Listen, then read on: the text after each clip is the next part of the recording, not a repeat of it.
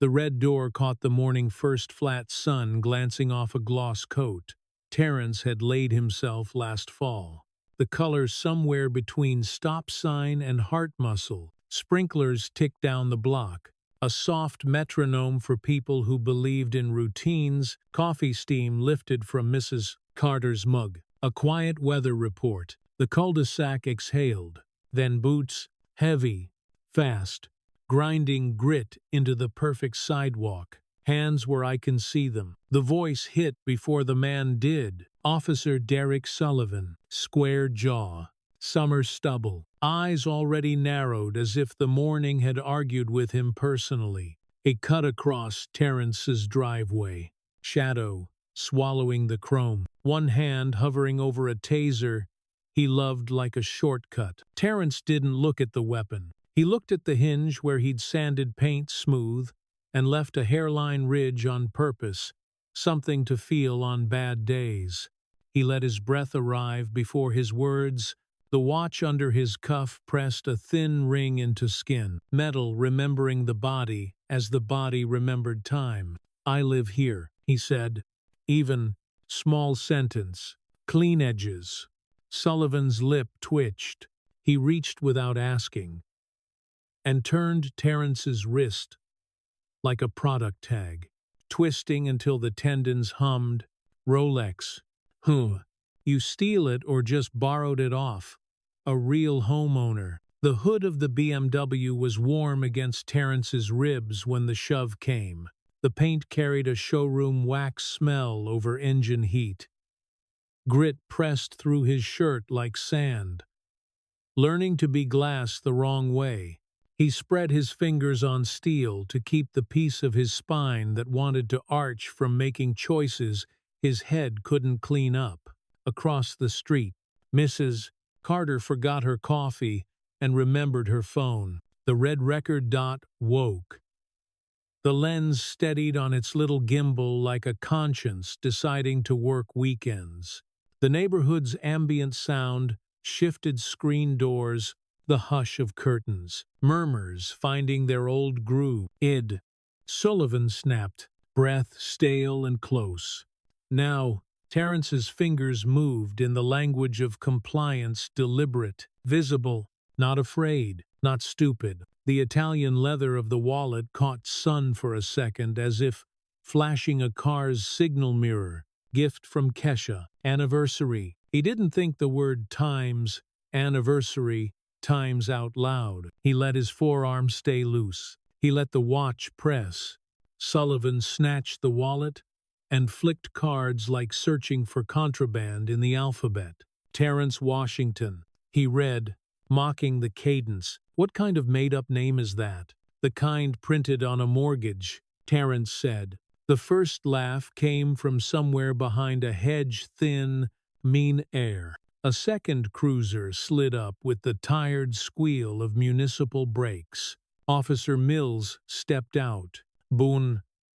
Tight. Eyes moving before judgment did. She clocked the car, the suit, the door, the man pinned to his own hood. She clocked Sullivan's posture and didn't like it. Proof of residence, she asked. Neutral. The neutrality worked like a breath freshener in a room that needed bleach. Terence nodded at his inside pocket. Keys, he said. Mailbox. Car. House. He waited until both their hands were visible, then went slow. The BMW fob gleamed like a small lie, refusing to be one. Sullivan plucked the ring, shook it, made the sound a handcuff makes when you're not the one wearing it. Could be stolen, he said. Could be copies. Or it could open the door. Mrs. Carter called, voice steady. Camera lower now. Not hunting faces, catching edges. He's lived there 3 years. I've seen him every morning. Ma'am. Step back. Mills called without hardening it. We're conducting an investigation. Into what? Mrs. Carter asked, standing still. Terence's phone buzzed in his pocket. He didn't flinch. The caller ID flashed once, a small bright rectangle against cloth. Director Jensen, he breathed. Let it go dark. The watch pressed its ring, as if checking his pulse for lies. You got a permit for this neighborhood, Sullivan said. The word times, permit times, broke off and rattled around the space like a loose screw in a dashboard. He shoved Terence again. Harder. The hood thumped. The paint remembered a palm print it didn't want. Officer, Terence said, finding the angle where words were not a challenge but also not an apology. Badge number 4471. Please step back. I don't want to escalate. You'll ask me. Sullivan's laugh was a dry summer thing, grass brittle under a heel. You think you give orders. A third car turned onto Maple. Siren off. Lights lazy. Sergeant Rodriguez, 15 years in, and looking it, got out with the slow body language of a man who knew speed ruined more days than it saved. He took in, the cuffs not on yet, the keys in a fist that didn't know what to do with them. The phone held low across the street, the red door, the face on the hood that wasn't breaking. What have we got? Rodriguez asked. Suspicious individual, Sullivan said, claims he lives in the Morrison place. Rodriguez glanced at the Colonial's perfect symmetry and at the mailbox with a Clean Times, Washington Times on it. He let skepticism travel across his face and then stepped politely aside for procedure. Any ID? Fake, Sullivan said. Too fast. Rodriguez took the wallet and read with the boredom that catches liars better than outrage. Federal Credit Union card. Work badge with a barcode he couldn't scan with eyes, but recognized anyway. He held the card to the light and didn't say the thought he was having because he wanted to keep it until he could prove it. Mr. Washington, he said, voice pitched like he was standing on gravel. Can you provide proof of residence beyond the keys? The keys open my door, Terence said. Mrs. Carter can verify. So can the mail with my name on it. Keys can be copied. Sullivan repeated. Stubborn. Cars can be stolen. Officer, Rodriguez said. Level. We verify. The crowd grew a shape. The Hendersons, their dog trotting like it had news. Mrs. Patterson with a leash and a frown. The Wilson twins in running shorts, jogging in place to keep the energy from turning into something stupider. And Karen, HOA badge on a lanyard like a war medal, chin up. The air around her the quality of a memo with promises it didn't intend to keep. We've had break-ins, she announced to no one and everyone. Better safe than sorry. Terence turned his head without lifting it from the hood. We've also had welcome baskets, he said. Never saw one from you. Karen's mouth pinched in a way that said a lot about bake sales and not much about law. The phone buzzed again. Director Jensen. Terence let it die, then let himself smile. Small, private, like hearing a joke in another room and deciding to keep it to yourself. What's funny? Boy, Sullivan said, louder now.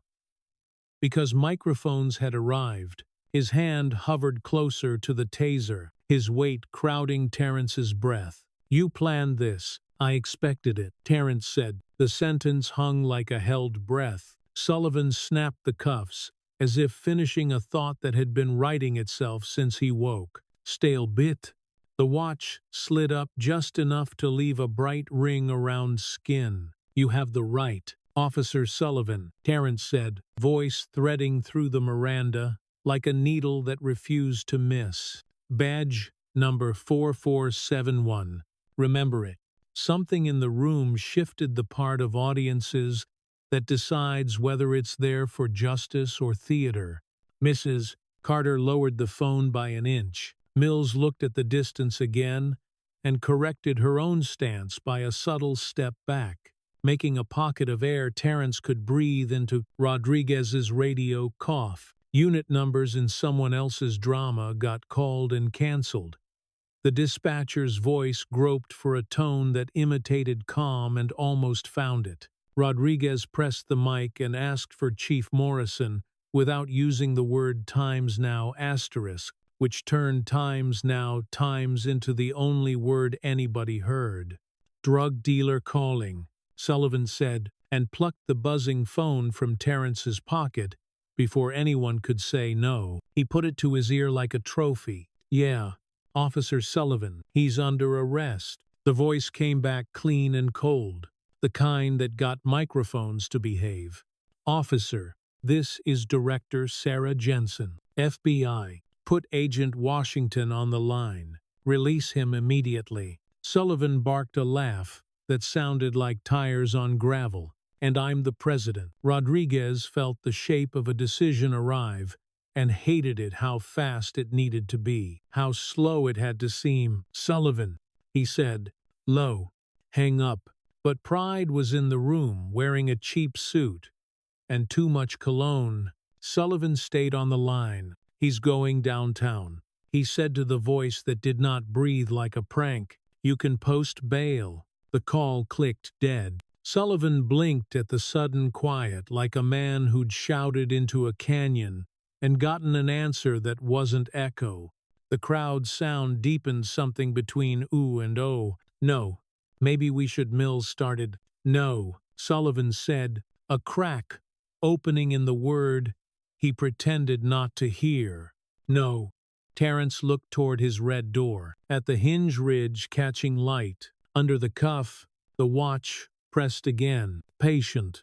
He thought of Kesha's laugh, then put the thought back where it belonged because it was not useful now. Down the street, a toddler's squeal rose and fell. A wind chime made a cheap little song. Somewhere on the stream, a comment scrolled.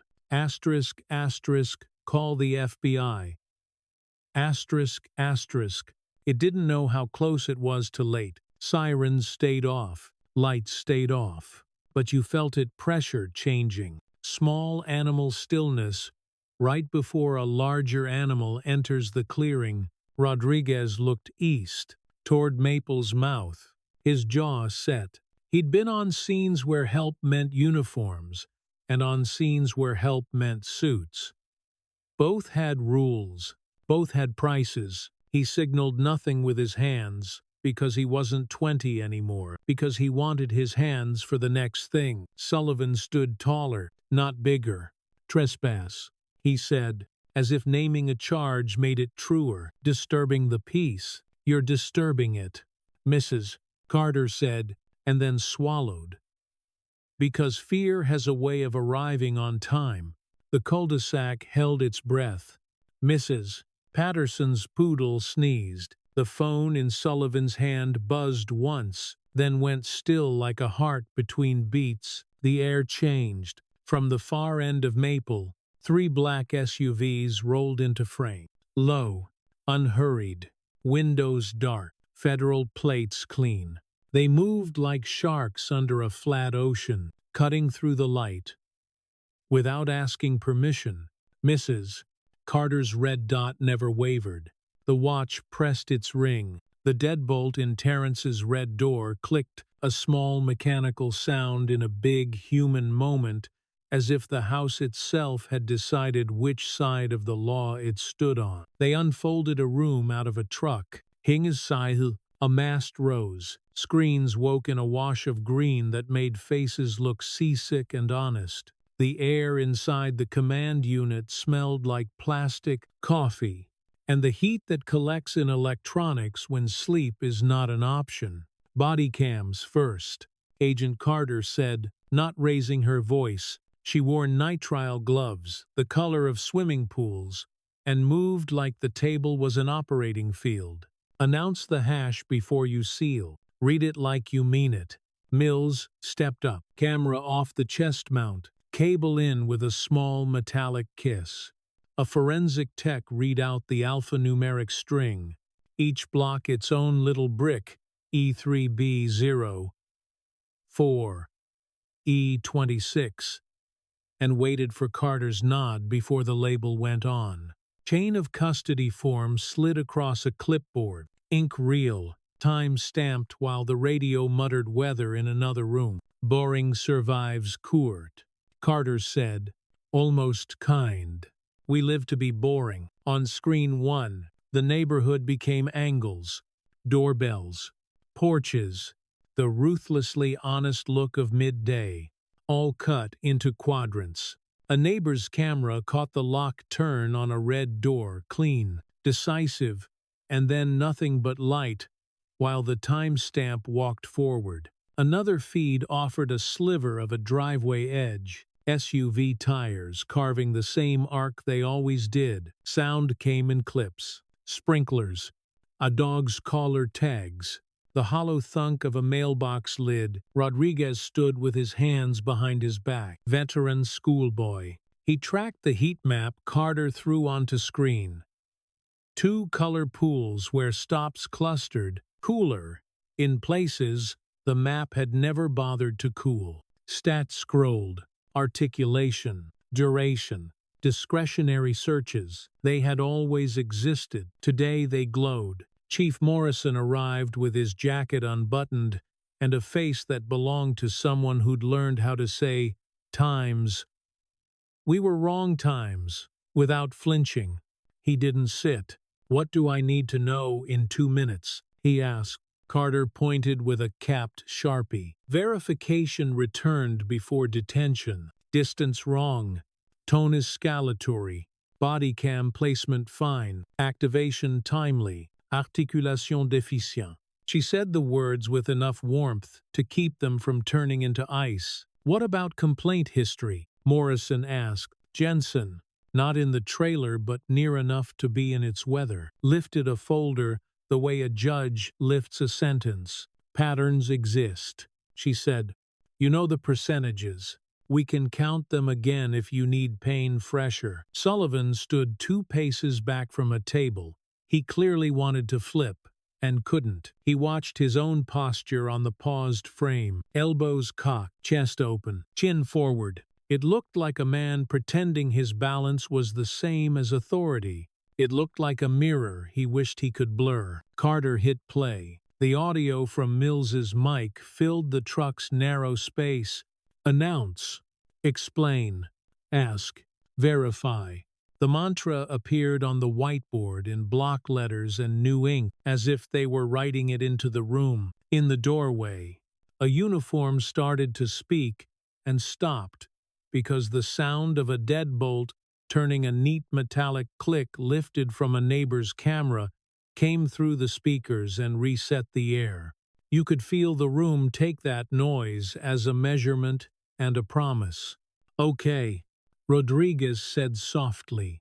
He'd been in rooms where men tried to talk their way out of physics. He preferred when physics spoke for itself. Carter signed for the sealed drives and slid them into a brown Pelican case that had flown to more cities than the average politician. "Evidence locker," she asked. "Internal and federal," Morrison said. "Both signed, both logged."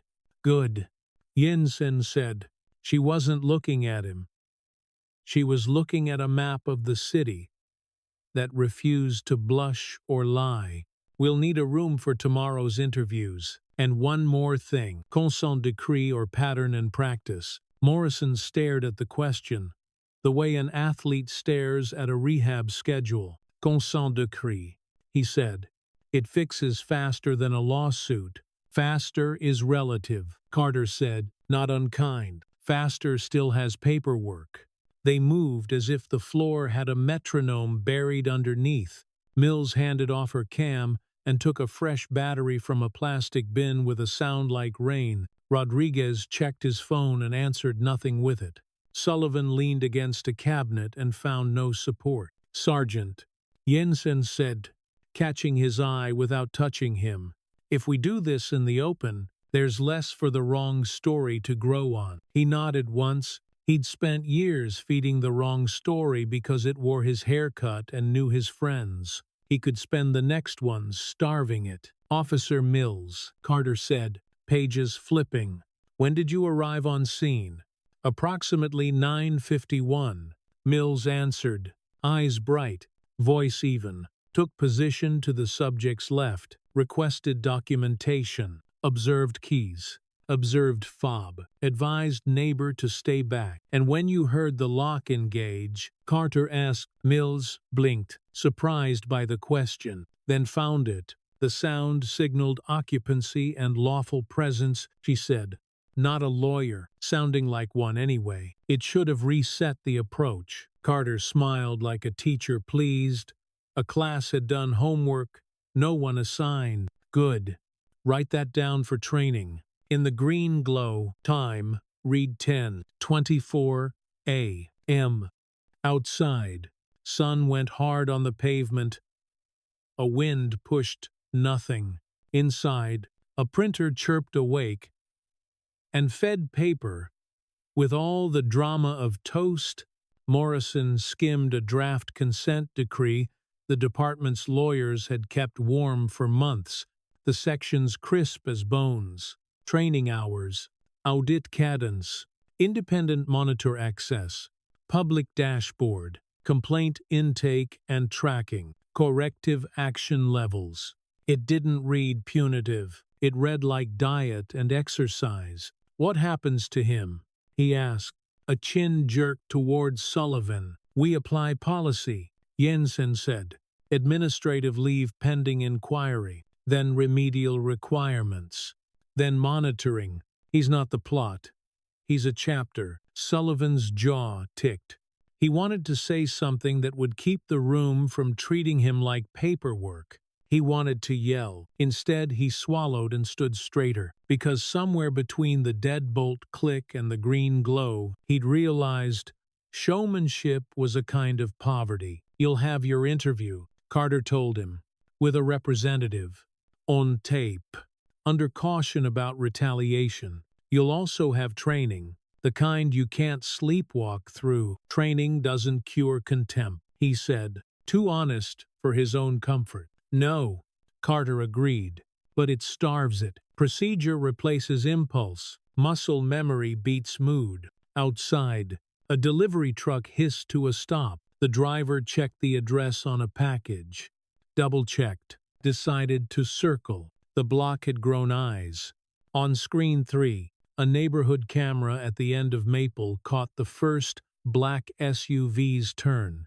2 more followed in the reflection of a sedan's glossed hood. Power that didn't need sound chose not to make any. Director, a tech said, tapping an earpiece. Your team is staged. Your press step is your call. We don't do speeches while we're still counting. Jensen said. We do verbs. They did. Carter dispatched 2 agents to the evidence locker with the Pelican case. Forms signed, time logged, every initial tucked into its square like tiny soldiers. She sent another to log the doorbell video with a proper affidavit, so the person who'd made the footage wouldn't be eaten alive by the internet later. She asked Mills for a timeline in her own words, and approved it by drawing a check mark that looked like it had been born next to a ruler. Chief, Jensen said quietly, stepping aside into the trailer's shadowed edge, there's a bill in committee that ties federal funding to compliance metrics. You're early to this party. Don't make us late.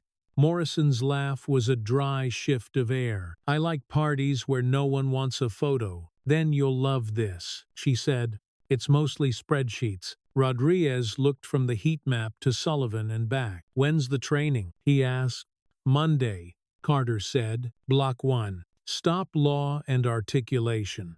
Scripts you hate until you need them. Breath control. Distance. Body cam. Positioning that respects both policy and physics.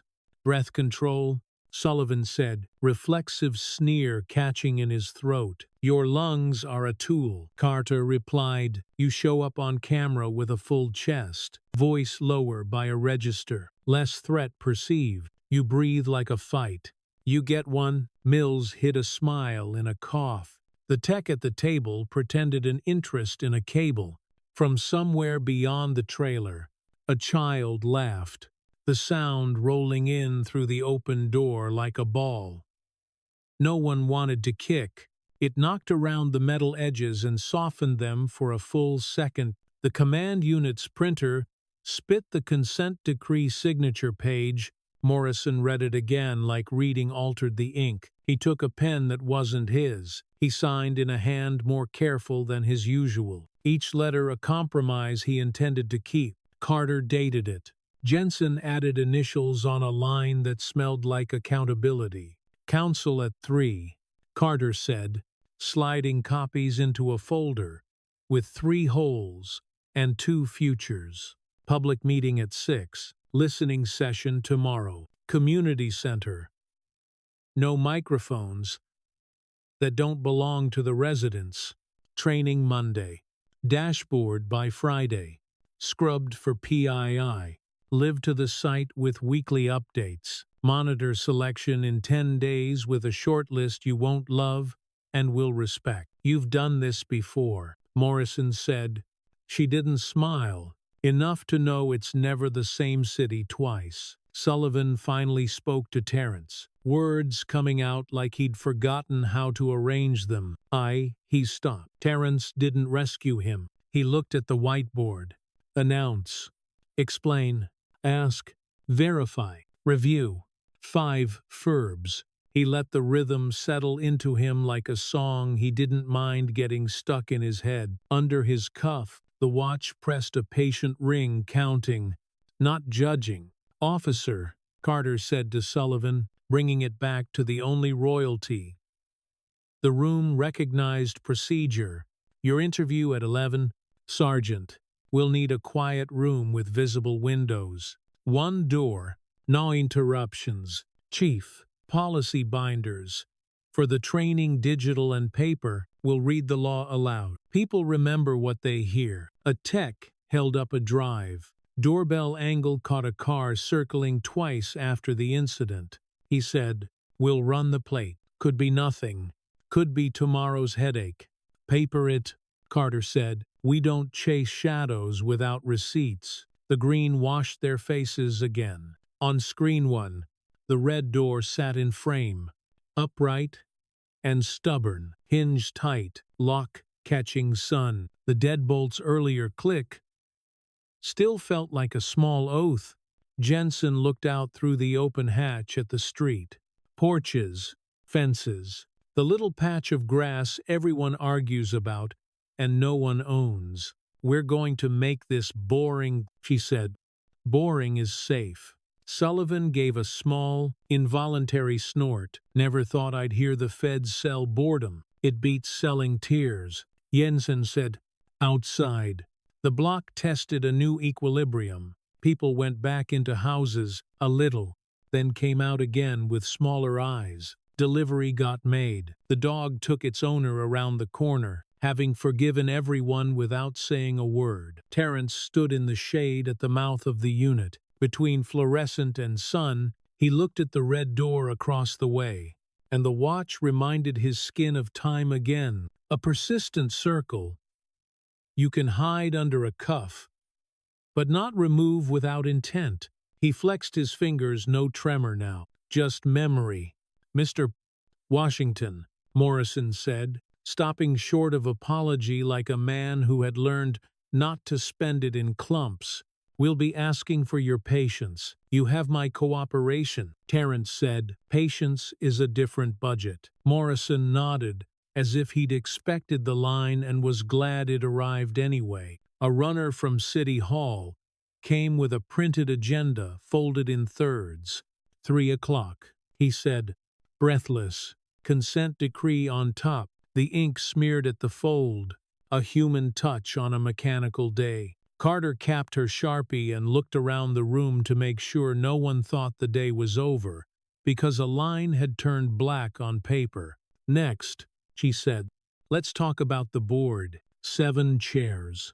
We fill them before the rumor mill does. The trailer hummed like a hive. Outside, sunlight leaned on the red door. Inside, the click of a pen sounded like a starting gun that preferred pages to pavement. City Hall smelled like varnish and old speeches. Fluorescence hummed a thin line above a conference table that had seen hands pound and hands fold. Files lay in neat stacks like sliced bread. On the far wall, a framed photo of last year's pancake breakfast watched people plan a different kind of morning. 3 paths, Jensen said, laying out the papers like cards you don't bluff. Pattern and practice with litigation. Immediate federal funding review with emergency oversight, or a consent decree that you sign and we enforce. Morrison kept his jacket off and his spine straight. He read fast, lips parting around words he already knew. Asterisk, asterisk, training, asterisk, asterisk, asterisk, asterisk, audit, asterisk, asterisk, independent monitor, public dashboard, asterisk, asterisk, complaint intake, asterisk, asterisk, progressive discipline. He didn't look at the camera crews gathering in the outer hall. He looked at the clock. How long? He asked. Years. Jensen said, measured in months, reported in weeks, felt in days. Cost. He meant money and didn't. You're already paying, Carter said. She slid a 1-page summary across columns clean. Stops disproportionate to population. Low hit rate on discretionary searches. Complaint sustain rates suppressed by bad intake. This is the discount for truth. Rodriguez stood by the window with hands behind his back. He'd slept 3 hours and looked like a man who didn't trust anything that came easy. His eyes moved from the paper to Sullivan, who waited along the wall like a pulled fire alarm. What happens to him? Morrison asked, chin toward the uniform in the corner. Administrative leave pending investigation. Jensen said, recorded interview, remedial training, external supervision on return. He's not the plot. He's a test of it. Sullivan lifted his chin a fraction. I'm the example.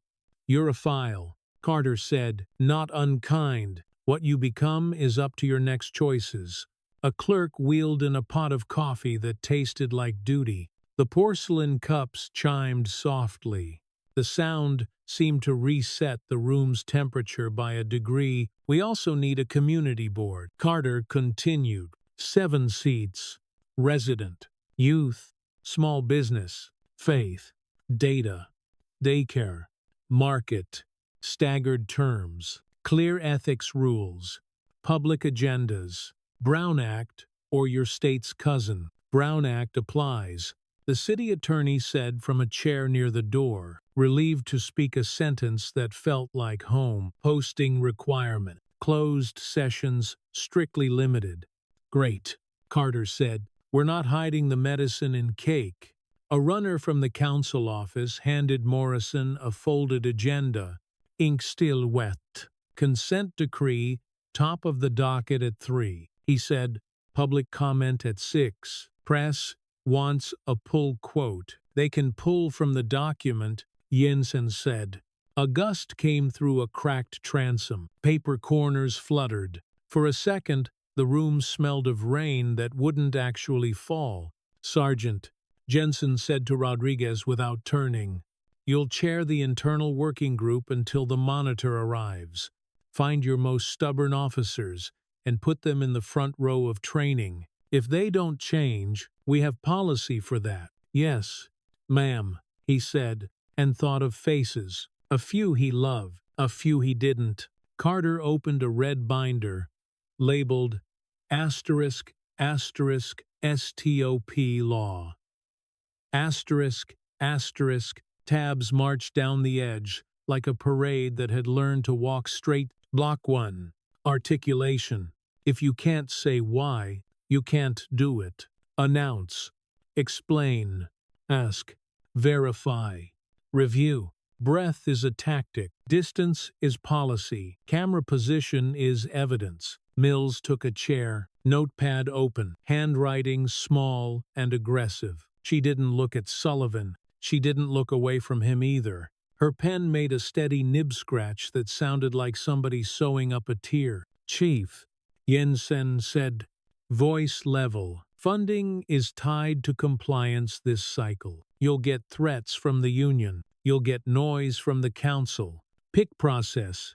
It will outlast both. Morrison signed the signature page. His name moved across the line in strokes more careful than his campaign placards. He didn't exhale. Carter countersigned and dated. The stapler's bite sounded final, without pretending to be a finish. Press, the city attorney asked. No victory laps. Jensen said, read the verbs, not the adjectives. In the hall, a union rep in a bad tie and a good haircut counted cameras and waited to be upset. Karen stood nearby with a folder on asterisk, community standards, asterisk, chin high like a weather vane that loved wind. The skateboard kid from Maple hovered under a mural of city founders, hair tucked under a beanie he hadn't taken off for 2 years. What's your name? Carter asked him on her way to the door. Javier, he said, surprised to be asked. You like numbers. Love them, he said, shifting his board from one shoe to the other. Graphs are stories that don't lie as easy. Apply for the board, she said. Bring your favorite pencil. He grinned despite himself. Can I bring a pen? Even scarier, she said.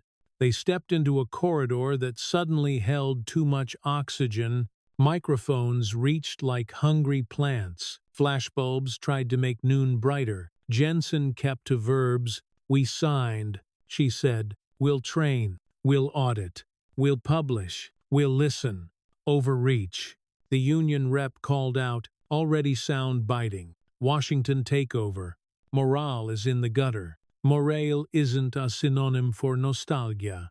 Jensen said, without stopping, we're building a rule book everyone can trust. Sullivan caught the rep's eye and didn't move. The man's eyebrows said times. Brotherhood asterisk. Sullivan Hurtgear alibi. He stayed planted. Terence waited in a shadow beside the rotunda, sleeves down to hide the cuff rings, blooming faint around his wrists. The marble under his shoes felt colder than the sidewalk had. He watched Jensen refuse performance like a habit she'd quit years ago. He watched Carter tally strangers into lists that would become names on forms that would become ours, lived differently on actual streets. Morrison stopped in front of Terence without ceremony. We'll want your input on training scenarios, he said. If you're willing, I'll be there. Terence said, I don't teach rope by tweeting about not. A laugh snuck out of Rodriguez and tried to hide. We can borrow that. Pay me in policy, Terence said. They kept moving. Council chambers opened like a mouth. People filled seats. More stood. A TV on a rolling cart in the overflow room showed closed captions that lagged half a beat behind speech, as if truth needed a moment to catch up. Public comment at the end. The clerk reminded. Jensen took a bench against the wall and made herself small. Carter clicked her pen once, then stopped, then placed it flat, as if it might run off on its own. The councilman who loved cameras more than committees started with a sigh meant to sound like gravitas. We welcome our federal partners, he said, smile bright as a billboard. This is about community, about values, it's about compliance. Morrison cut in, to the surprise of his own mouth, and safety, and the law applied with equal breath. His eyes scanned the room and found Mrs. Carter, phone in her lap now. Not filming, she dipped her chin in the smallest of nods. The vote took 4 minutes and 28 seconds. It passed by one. The rep scowled into a microphone he thought loved him. Karen raised her hand to volunteer for the board and was told to apply like everyone else. The skateboard kid filled out a form with blocky letters and felt a strange, adult satisfaction at writing his address in neat lines. On a side street behind City Hall, a car idled too long with its lights off. A parking enforcement officer rapped the window and was ignored, then rapped again with the knuckle that says asterisk, fine asterisk, in any language. The car moved. leaving the smell of warm coolant and cheap cologne. Terrence checked his phone in the second row shadows. A text from Carter, asterisk asterisk. We're opening a secure portal for referrals. Share nothing on social. We'll handle the thread. Patrol will pass by without theater. Asterisk asterisk copy. Asterisk asterisk he typed. He slid the phone away and watched the councilman pose for a camera that belonged to a blog that was proud of the size of its watermark. The evening session listening, not telling, was scheduled for tomorrow at the community center. No dice, chairs in a circle, a dry erase board. The kind of room where people say the thing and then have to look someone in the eye afterward. Chief, Jensen said, as the council dissolved into warm handshakes and cold smiles, one more item. Complaint intake goes live tonight. That means the headaches start early. We celebrate the pain. I used to bench more than I squat. Morrison said, my back will learn. On the steps, the air cooled. A breeze carried the smell of fertilizer from the landscaping crew trying to make City Hall look like a promise. People filtered out in rows, some victorious, some nursing a grievance like a pet. The union rep cornered a news van and traded nouns for sympathy. He'd bill his time. He always did. Sullivan stood in the marble foyer and watched his reflection stretch in the polished floor. He saw a man in uniform with a jaw that had learned to clench at rest. He thought about the deadbolt sound and the way hush fell on a street when better adults arrived. He hated that the adjective fit. He hated that the hate calmed him. Mills passed with a folder under her arm and a coffee she hadn't earned yet. You okay? She asked, not stopping. No, he said. Good. See you at block 1, she said over her shoulder. Terrence headed for the side exit, avoiding the TV lights like potholes. He stepped into shade and let his eyes pick up the old world again. His wrists ached less. Under his cuff, the watch pressed that thin ring, patient as a school bell. A group of teens rolled by, boards clacking on the flagstones. One did a half-hearted kickflip and landed ugly but upright. They laughed and kept going. It sounded like the right kind of disorder. His phone buzzed again. A new text from an unknown number. The grammar aggrieved. Asterisk, asterisk, you don't belong here. Asterisk, asterisk. It was followed by a pinned location and a smiley face that didn't know how to smile. He didn't answer. He took a picture of the screen and forwarded it to Carter with the subject line, asterisk, asterisk, for the pot. Asterisk, asterisk. He slid the phone back into his pocket and looked toward home, imagining the red door holding its color in the bright. The steps of City Hall creaked under the weight of one more news crew. The sky went the bleached color of an afternoon that promises heat it cannot keep. A band student down the block practiced scales without shame. The notes climbed, stumbled, and found themselves again. Jensen paused at the threshold and looked at Terrence not like a case, but like a colleague whose day had been longer than anyone had a right to demand. We'll see you tonight, she said. Patrol will be discreet. Discreet, he repeated. I remember when that word meant hiding. Today it means care, she said. He started down the steps. Halfway, he stopped and turned back. Director, she waited. Make the board real, he said. Don't let it be a choir. We're recruiting altos, she said, and a drummer. He smiled, despite the ache. He touched the face of his watch with his thumb, not to check the time, but to feel the circle. He walked. At the top of the steps, the union rep found another microphone. This is a witch hunt, it declared. Good cops under attack. A breeze lifted the corner of a consent decree in Carter's hand. She clipped it into a binder and didn't look up. It's a map, she said to no one and everyone. Let's learn the routes. On Maple Drive, the red door waited. hinge ridge catching light. The deadbolt would turn clean.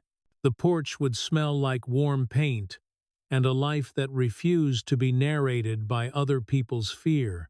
The neighborhood would test its new lungs in the evening and decide if breath was worth fighting for. Terence crossed the plaza, the sound of his steps swallowed by the city. A car rolled slow at the corner and kept going. The watch pressed its thin ring again, a quiet metronome. He didn't rush. He didn't dawdle. He did the only thing the day had actually asked of him. He went home. The flyers went up crooked and earnest. Asterisk, asterisk, community listening tomorrow, 6 p.m., community center, asterisk, asterisk. Someone with neat handwriting added times, no speeches, no shouting times at the bottom. The paper edges curled in the late heat. Tape silvered in the light. On maple, a yard sign leaned against a hydrangea. Asterisk, asterisk, we see you. Asterisk, asterisk. It wasn't clear who times you times was meant to be. By mid-afternoon, the command unit had folded to a lighter footprint. The mast still carried a small dish, pointed skyward, like a question.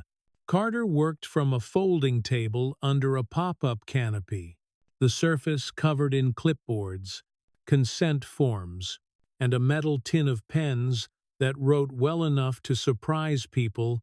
She checked boxes against a list. She'd started in pencil at dawn and inked at noon. 7 seats, she told Mrs. Carter, as the older woman approached, coffee in one hand, phone in the other, but camera asleep. Resident, youth, small business, faith, data, daycare, market. We keep it odd so votes de less often. Odd I can do, Mrs. Carter said. Her eyes were tired and bright. She smelled like linen and a kitchen you trust. Interested? Carter asked. Interested in not yelling at my TV. Mrs. Carter said, put me under resident. I can bring cookies or an agenda, not both. Carter slid a form across. Cookies are agendas. You can eat. Down the sidewalk, Javier skated up slow enough to be respectful and fast enough to remain himself. He wore a t-shirt he'd ironed that morning. Once his mother showed him the iron data sheet, he said, suddenly formal, as if a tie had grown on his throat. I can do spreadsheets. Loves bar charts. Mrs. Carter stage whispered. Graphs are stories, he said, cheeks pink, then added, on a good day, Karen materialized with a clipboard aligned to an inch from her sternum. She had swapped her HOA lanyard for a modest chain, but the air around her still read ordnance.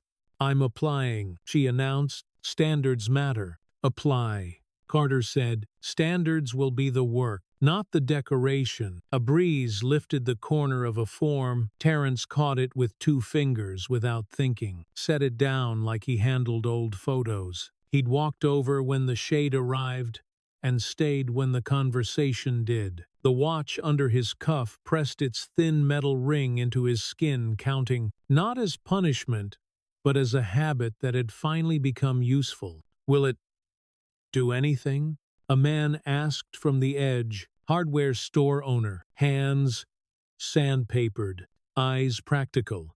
Or is it for cameras? It will check decisions before the badge does, Carter said, not overselling. And look at them after, publicly. No one gets to keep this alone. Publicly, the man repeated, as if tasting a spice he wasn't sure about. All right.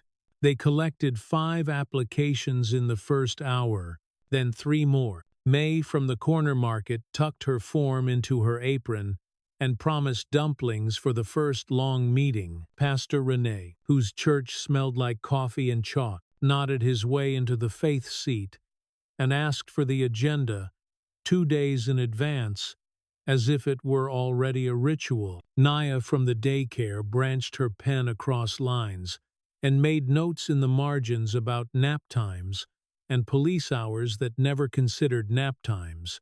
When the sun leaned west, The street let go of its daytime shininess and showed its texture. Chipped stoop paint, a yard hose that always kinked in the same place, a mailbox that leaned like a tired uncle. Terence stood with his arms folded loosely, eyes moving the way his father had taught him: corners, doorways, hands. Mills cruised by at the legal speed, windows down, forearm on the sill, not looking at anyone in particular and seeing everyone. "You coming tomorrow?" She called to no one and someone. "Some of us have always been coming," Mrs. Carter said, and waved her off like a friend. The community center still smelled like floor wax and river water from a field trip gone wrong 3 years ago. The staff had set chairs in a circle to make speeches hard and listening possible. No dice, no microfones. A dry erase board with 3 columns, asterisk, asterisk, tell change, check, asterisk, asterisk. Someone had drawn a 4th in pencil.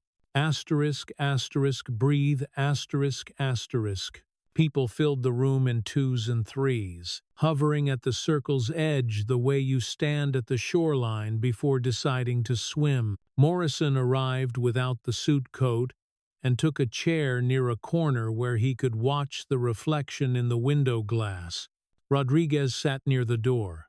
Abbott. Jensen and Carter took seats against a back wall, not hiding but not taking oxygen either. The union rep stood near the coffee urn and practiced his frown. "Ground rules," Mrs. Carter said, taking a spot with the dry erase marker, poised like an argument she didn't want to have. "No shouting. No, you people. If it's a story, tell it.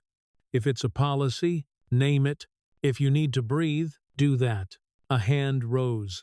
The high school band teacher. "This one time," he started. "Actually, 3 times. My kids walked home with cases. A patrol car trailed them a block like the tubas were contraband." "Change?" Mrs. Carter asked. "Make a note for patrol," he said. "The cases are huge. The kids are small. Let them be loud and young." "Check," she asked. "Random ride-along on dismissal days." Carter suggested from the back, "Not to police the kids, to police the assumptions." "Noted."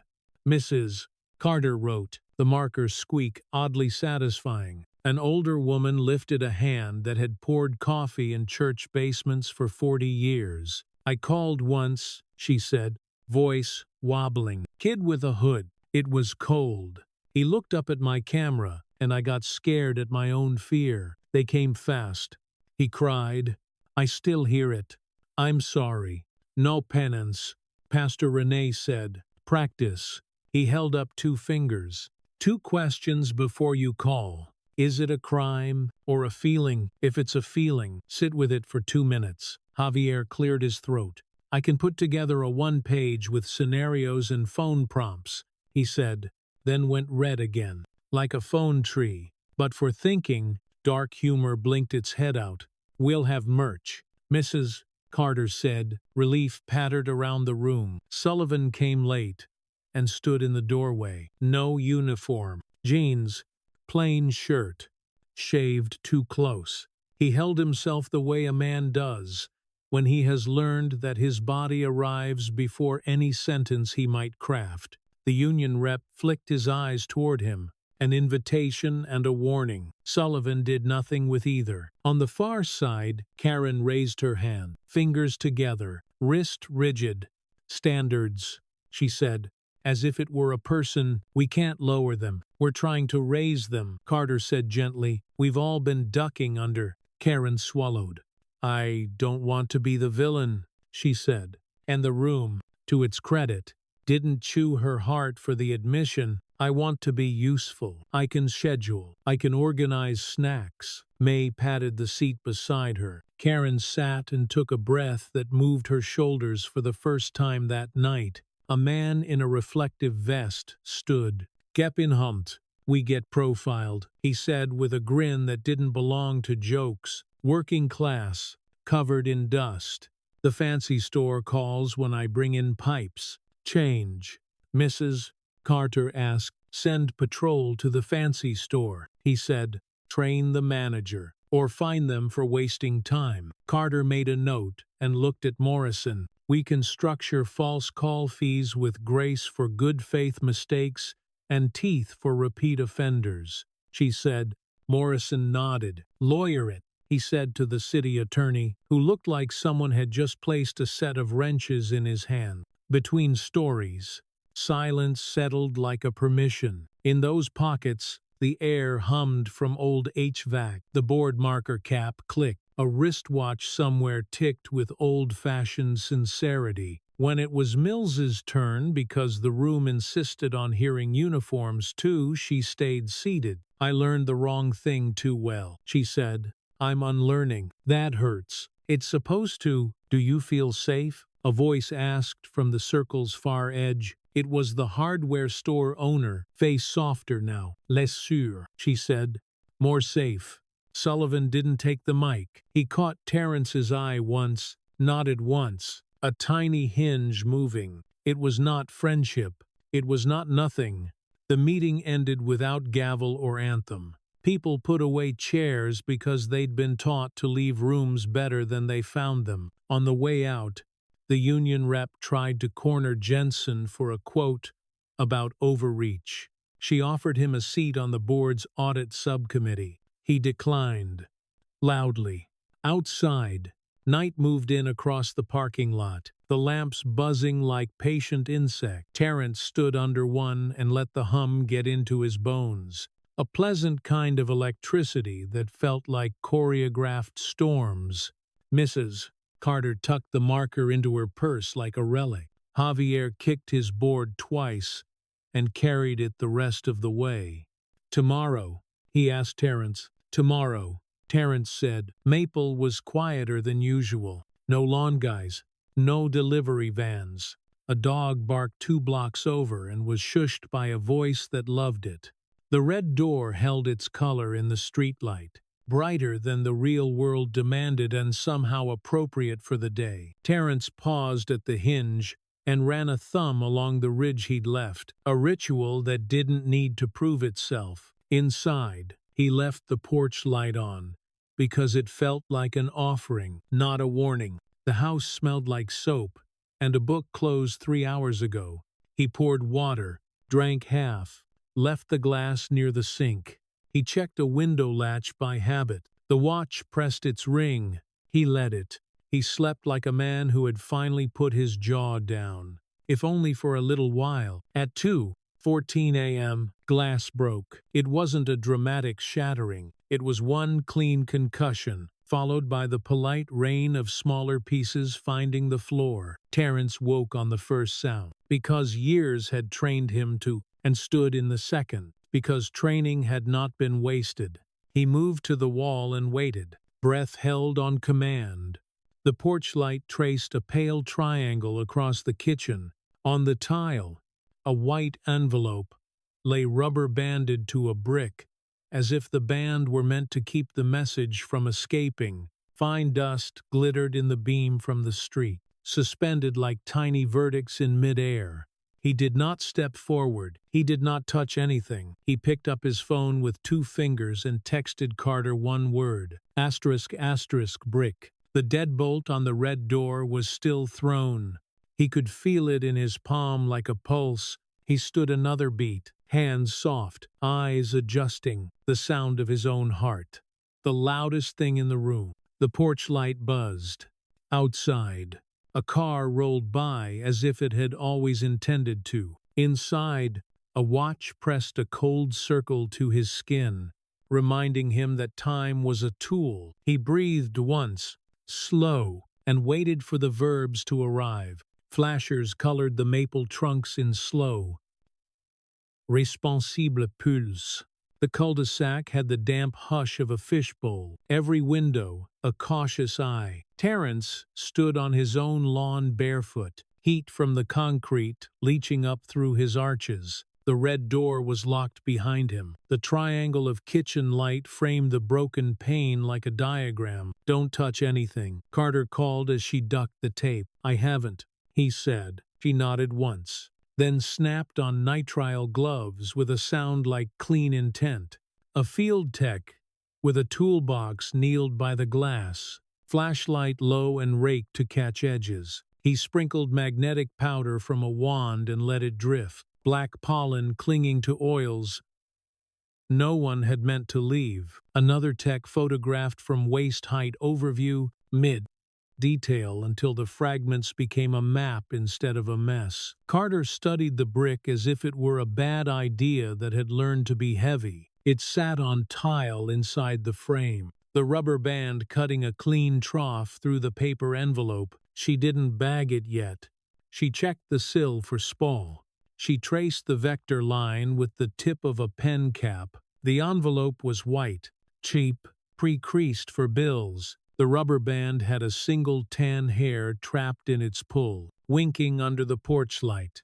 Paper bag, not plastic, she said, to avoid condensation. The tech replied, "Good.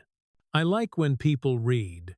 Mills arrived so fast her shoes squeaked. No lights, no theater. She kept her voice low enough not to wake the neighbor's baby. Patrol did a slow roll. She told Carter, no plate. One sedan lingered too long at the corner, then left. Doorbells. Carter asked. 3 houses pulled their clips. Mills said, already handing over a thumb drive in a paper coin envelope. Mrs. Carter names her files. God bless librarians. Carter crouched to the brick, studied the grain. Gimme the powder, she said, and dusted the smoother face, traveling the ridge with the care of someone handling a sleeping child. The rubber band came off like a sigh. She eased the envelope free with a pair of stainless tweezers and slid it into a document sleeve that hissed, then sealed with a double initial at the edge. Open it, Mills asked. We'll tape and cut in the command unit, Carter said. Clean surface. Overhead camera. Time stamp. You only get the first read once. Terrence stood a half step back, hands at his sides, fingers refusing to fidget. The watch under his cuff pressed the same calm ring into his wrist, a metronome for lulls and spikes. He looked at the hinge ridge on the door and felt his heartbeat slow to the memory of sanding shush. Shush. Patience made visible. Sorry, Mills said, not as an officer, as a person. For what? He asked. For the way it feels when your house becomes paperwork. It's better than when it becomes a story someone else tells, he said. Carter straightened. Brick in a paper bag now. Envelope separate. We'll walk it in, she said. No trunk, no detours. Chain signed each transfer. If this is amateur hour, they left us a lot. If it's not, we make fewer mistakes than they do. A neighbor in a robe asked from the sidewalk if they should be scared. Rodriguez answered like he was tying a knot. No, he said. You should be nosy. You see a slow car twice. You film its face. You hear glass. You don't go outside. You call us. And you breathe. Inside the command unit. Aircon hummed over warm circuits. Carter cleared a space on the stainless table, sprayed and wiped in patient spirals until the steel smelled faintly of lemon and alcohol. She set a camera on an arm overhead and focused until the corners of the frame went sharp. Rolling, the tech said, a little too proud of the cinema of it. Carter laid the envelope in the light. She taped the edges to the table with painter's tape so the paper wouldn't grab and tear. She cut the top with a scalpel, shallow and clean, lips flat, elbow braced. The blade flashed. The sleeve received. She slid the paper out like extracting a thorn. Block letters shouted without flourish. Asterisk, asterisk. Go back. Asterisk, asterisk. No signature. No extra punctuation. Toner a touchlight. As if the cartridge were cheaper than bravado. Printer bands, Carter murmured, pointing to faint horizontal lines like ghost rungs. We'll get the drum pattern. If we find the machine, the page will fit it like teeth. She turned the paper to skim for fingerprints in oblique light. A partial near the bottom margin. A ridge, swirl like a tired galaxy. She dusted, lifted, slid the tape into its labeled coat. The rubber band went into its own paper bag. Dog hair preserved under a square of clear film like a fossil. Doorbells, she said. Mills handed over the drive. The tech jacked into screen 2, and the block reappeared in the honest cruelty of wide-angle. One camera watched the street like a suspicious aunt. Another gave a sliver of driveway and sky. The one across from Terrence's kitchen got the best angle. A figure stepping into the cone of porch light long enough to throw sleve pale. Grip awkward, elbow noisily high. The face was hooded and turned away. But the motion gave the shoulder a signature. Lefty, Rodriguez said, or trying to be. Mask, Mills asked. Ball cap, Carter said. Maybe a beard. We'll clean the frame. The plate capture wasn't a plate. It was the absence of one. The sedan kept its rear end coy, angling away. On the third pass, a camera, 2 houses down, caught half a tag, reflected in a neighbor's hubcap. A smear of white on chrome, with 3 dark shapes inside. It was nothing, then something, then potential. Run the makes in a 10-block radius for that tail light shape. Carter said, we seed the docs thread we're already tracking. Same grammar. Same pace. Some of these boys print from home and call it activism. Boys, Mills said, neutral. Sometimes also men, Carter said, but the toner says youth. She printed the glass fragments on a gelatin lifter that picked up the tiny edges like sugar. She saw no pristine whirl, but a smudge is still a direction. The brick's ridge offered a partial, the kind that makes examiners sigh and then do their best work anyway. Okay, Carter said, stepping back from the forensic trance. Now the boring part that saves us later. Jesse, you and I are walking the evidence to the regional locker. Mills, you're attached until we sign the log. Sergeant, you get an unmarked to do a 5-minute pass at the top and bottom of each hour on Maple tonight. No lights, no stare. A neighbor in a car. Basically, Chief, I need authorization to pull the city's camera at Maple and Elm. Morrison signed without squinting. Do we talk tomorrow? He asked. At training, Carter said, Block 1. By 10, the training room at the precinct looked like a classroom for adults. Scuffed wall, long table, projector rectangle trying to be a window, a whiteboard with 5 verbs. Asterisk, asterisk, announce, explain. Ask, verify, review, asterisk, asterisk. Someone had written, asterisk, asterisk, breathe, asterisk, asterisk in the corner again. Smaller, like a superstition. Carter set a metronome on the table. She wound it once and let it tick while people filed in Mills. Kim, a rookie whose name tag still fought his shirt. Sullivan, on administrative leave, but ordered to attend, jaw shaved to compliance. Stop law and articulation, Carter said. You don't have to like the script. You have to own it so your body doesn't improvise into a headline. She played the doorbell clip of the deadbolt click. Let the sound hang. She let the metronome count for 2 full measures before speaking again. Silence put ideas on the table that lectures never could. Distance, she said. Right now, everyone stand. And place yourselves the way you think you were standing in your last high-tension stop. Don't think, just show me. They did. Too close. Too square. Shoulders forward like a challenge. Now give me the policy distance, she said. Feet shuffled, bodies angled. One officer instinctively turned side on, the way a fencer exposes less and sees more. Sullivan hesitated, then mirrored him. reluctant muscle remembering something older than posture. Breath. Carter said, "This is not yoga. This is airway management.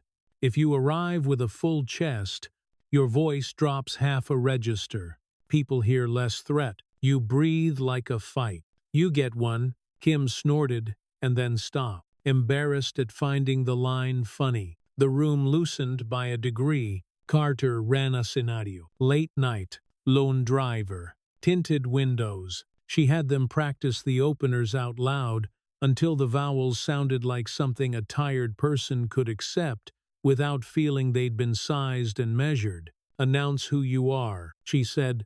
"Explain the reason in one sentence. Ask for the thing you need. Verify what you're hearing and seeing lines up. Review what happens next. Then stop talking." Mills nailed it on the second try, cadence like a good teacher. Sullivan stumbled at asterisk, asterisk, ask asterisk, asterisk, and corrected on asterisk, asterisk, verify, asterisk, asterisk, the word thick in his mouth and useful. Rodriguez timed them, pitiless but not cruel. During a break, Sullivan stood by the coffee urn like it owed him penance. "Training won't make the street love us," he said to no one and everyone. "It makes the camera love you," Carter said, stirring powdered creamer into a paper cup. "And the camera has a longer memory than romance. You can't retrain contempt," he said, and the sentence surprised him by sounding less like defiance and more like a confession. "You can starve it," she said. "Procedure is a diet." They went another hour. They wrote articulations until the sentences stopped sounding like copy and started sounding like laws spoken by a human. The metronome ticked, irritating and exact. The room learned to breathe around it, not against it. At noon, Porter from Digital Forensics slid into the back and held up a clear sleeve.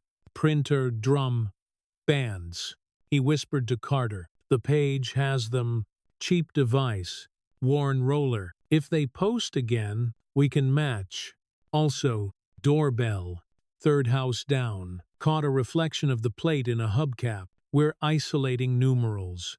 Might be a 6, might be a G." "Good," Carter said. "Start a warrant draft. Narrow model on the sedan from the taillights. Canvas for cheap printers within a mile. Check the Docs thread poster we flagged last week. The cadence matches." Porter nodded and ghosted back out. Excitement, trying to be professional. The metronome kept time. Carter closed the morning block with a single replay of the deadbolt click. She looked at Sullivan when she hit the space bar. He didn't flinch. That read as progress, or weariness that rhymed with it. "Homework," she said. "Write 3 articulations from memory before shift. 1 traffic, 1 pedestrian, 1 call for service. Use nun. Verbs, in the active voice. Adverbs are excuses." "Do we get graded?" the rookie asked. "By the street," Carter said. "And me." They filed out. Mills stayed behind to erase the board. She left asterisk, asterisk, breathe asterisk, asterisk up without meaning to, then noticed, then shrugged, and let it be superstition and policy in the same ink. Rodriguez capped the marker and pocketed the metronome like it belonged to him. Terrence came by the precinct in the afternoon to sign the property inventory for the glass. He wore the look of a man taking ownership of a long hallway. The evidence clerk read the list without drama. Asterisk, asterisk, brick paper, note sleeve, rubber band paper, glass fragments gel, lift cards, 4 asterisk, asterisk. He signed where the X asked nicely. "Any injuries?" the clerk asked. "Standard, just my floor," he said. "We've seen worse," she said, which was both comfort and indictment. Carter met him by the door with a printout. "We'll patch the pane with a board for now. Installer tomorrow morning," she said. "Patrol will still do slow passes. We'll be in touch if the plate yields anything." "What do you need from me?" he asked. "Nothing but normal," she said. Normal is bait and medicine. He smiled without his teeth. I can do boring. Boring is a flex, she said. The sun tilted. The red door took it and sent it back with fewer questions. Terence walked up his path and paused at the hinge ridge like a monk. He breathed, the watch pressing that patient ring again, the kind that didn't care who watched. On the command unit's screen, a freeze frame of the porch held the thrower's posture like a glitch. Porter's cursor circled the cap brim and the left elbow and the ghost plate in the hubcap. The warrant draft grew another paragraph with each pixel. Judge, at 4, he said into the room. If we're lucky. Carter didn't say, luck, she said. Bring the affidavit with the doorbell timestamps and the printer band capture. Judges eat timestamps. And bring the hair in case the dog is registered to anyone dumb enough to take it to a groomer with a loyalty program. Mills walked past the screen and stopped. You ever get used to how much the little things win? She asked. No, Carter said. That's why we keep looking at them. Outside, the block shifted into evening. A mail truck coughed and moved on. 2 kids drew a hopscotch in chalk that would wash away by Friday. A car idled a beat too long and then decided against its bad idea. The red door held, the watch pressed its circle one more time, steady as a habit, and across town, a cheap printer on a too-clean desk hummed to life for a test page, the banding already writing its name in lines. The hallway smelled like boiled cabbage and carpet cleaner. A TV murmured through a door somewhere. Laughter canned and old. Porter stood outside apartment 3B with a manila folder, warrant clipped on top, his other hand hovering over the knock like he was about to press times. Enter times on a line of code that might break production. On you, Carter said, voice just above the hum of the fluorescents. Rodriguez flanked the jam. Mills covered the stairwell, foot on the step above to give her eyes height. Porter knocked 3 times. Patient. Then called through the wood. Mr. Markham, police with a warrant. He waited a full count. The deadbolt turned, not like a red door's clean click, but with the gummy complaint of a lock fed the wrong oil. Devin Markham opened to the chain and peered out. 20-something. Beard he'd grown to look older. Cap with a flat brim that tried to hide his eyes and failed. He had the flinchy stillness of someone who spent too long online and not enough time in rooms where other people existed. What's this about? He asked, rattling the chain as if the charm could turn legal paper into junk mail. Harassment, vandalism, and doxing. Carter said, we have a signed warrant to search your residence for electronic devices, printed materials, and clothing matching images we have. We're going to come in, we're going to be respectful, and we're going to be thorough. Devin closed the door, latches clicked, the chain slid. He opened it again and backed up with his hands up at shoulders, fingers spread like he'd seen it in a video, and wanted the frame. The apartment was clean in the way that means nobody sat anywhere long enough to make a dent. A folding table held a monitor and a mid-tower case, flecked with dust. To its right, a cheap inkjet printer glowed ready. A pack of off-brand papers stacked beside it. Rubber bands in a glass jar waited like bait. A dog bed in the corner had one tan hair that caught the light and made Carter's heart do the quiet jump she did not let anyone see. Hands where I can see them, sire, Rodriguez said. Mills moved to the desk in a wide arc, eyes on Devin's shoulders, not his hand. A small correction trained into her skeleton 2 days ago. Copy station, Porter said, already gloving up. He read the device model aloud for the camera. Epson XP330, serial number 5QJ6. He stopped to let the camera get it, then continued. A tech stepped in with a shock case. They photographed ports before they disconnected anything. Power down. Cable coiled. A printed asset tag slid onto the tower with a mild adhesive that felt surgical. Hash would wait until they got to a clean bench. The preliminary hash table was for the printer itself. Do not power the printer, Carter said. We document banding in situ. She laid a sheet of white paper on the tray with tweezers. Press the test print button with a capped pen. The machine whirred with a whine too familiar to anyone who'd worked in an office.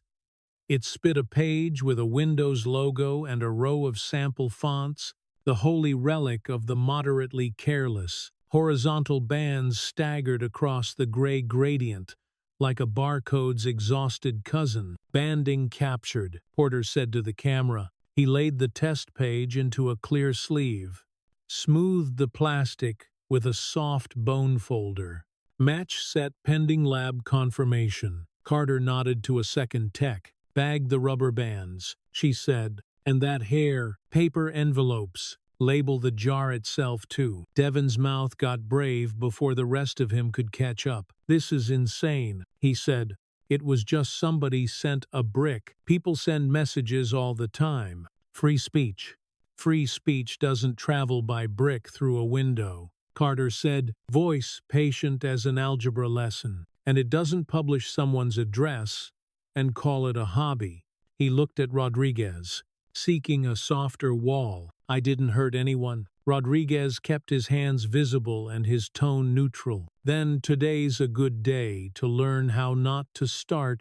The living room revealed its other quiet sins like a staged apartment. A hoodie with a pale sleeve tossed over a chair back. A ball cap with a sweat ring like a tide line.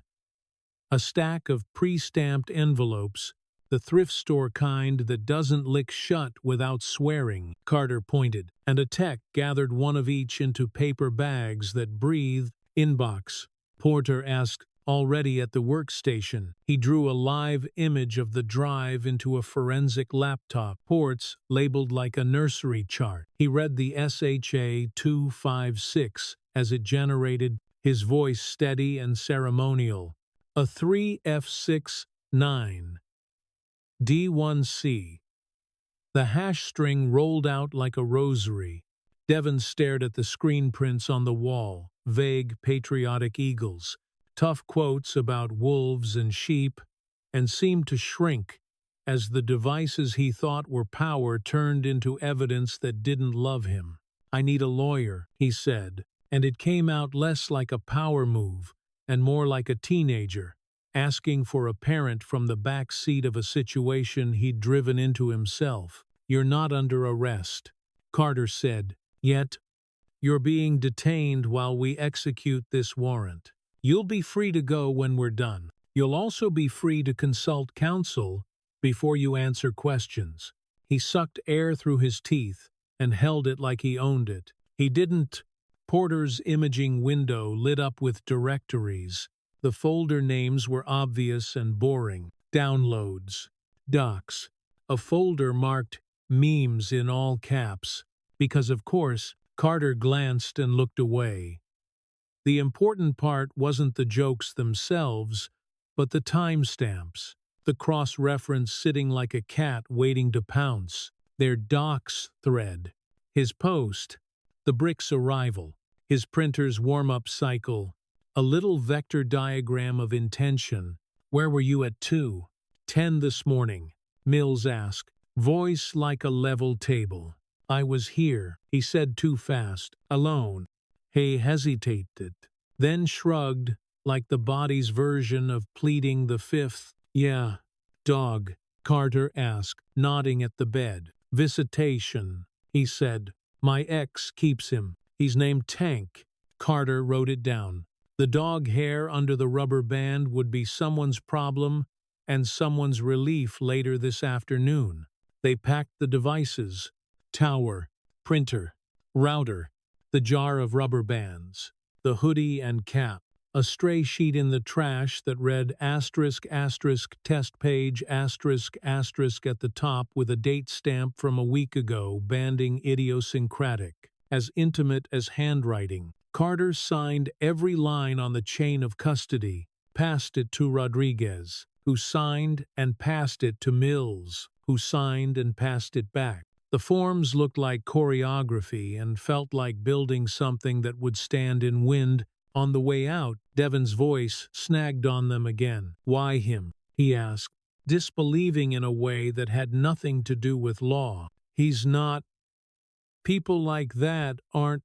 Rodriguez turned, and for a second, the hallway's bad light made grooves on his face.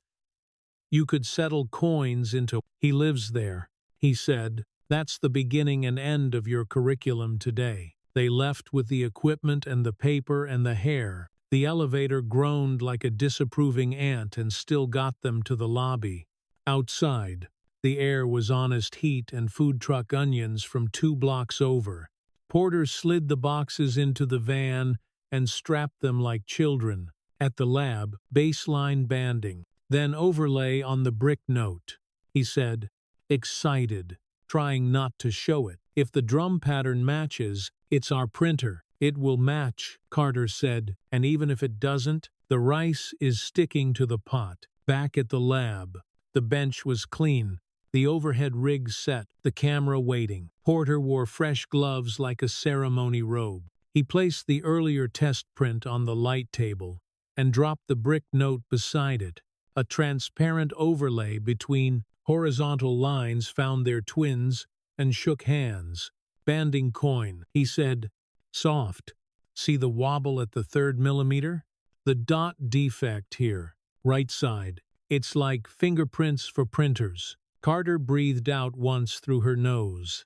"We write the affidavit as if the judge has never heard of this and is delighted to learn." He grinned. "Most judges are bored. Today we give them a magic trick with math behind it. We also give them chain of custody," she said. "Magic that survives cross."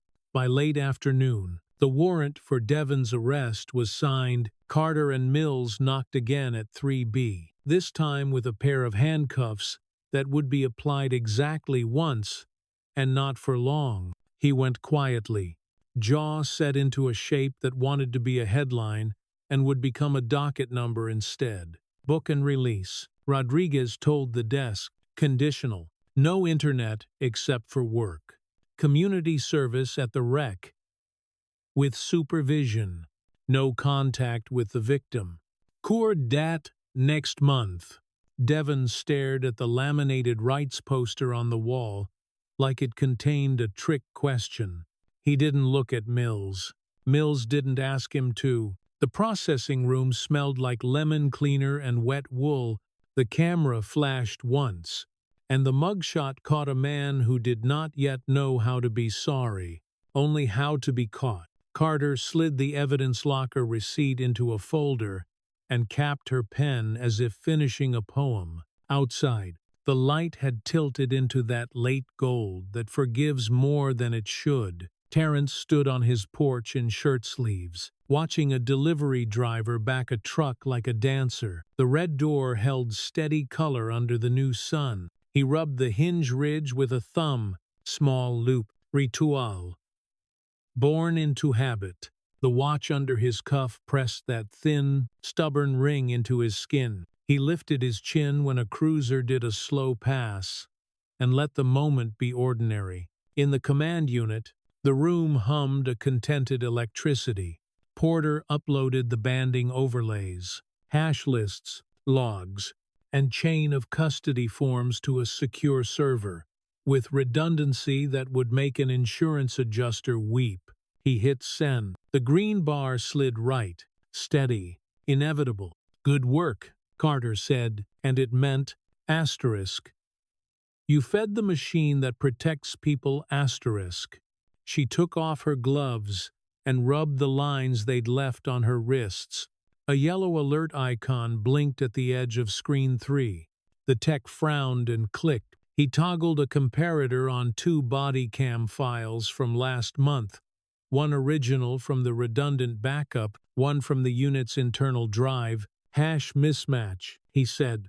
"Voice gone careful. Unit 7. Officer Torres." The room cooled by a degree. Carter leaned in without letting her breath change. 2 files. Same stamp. Same length. Different signatures.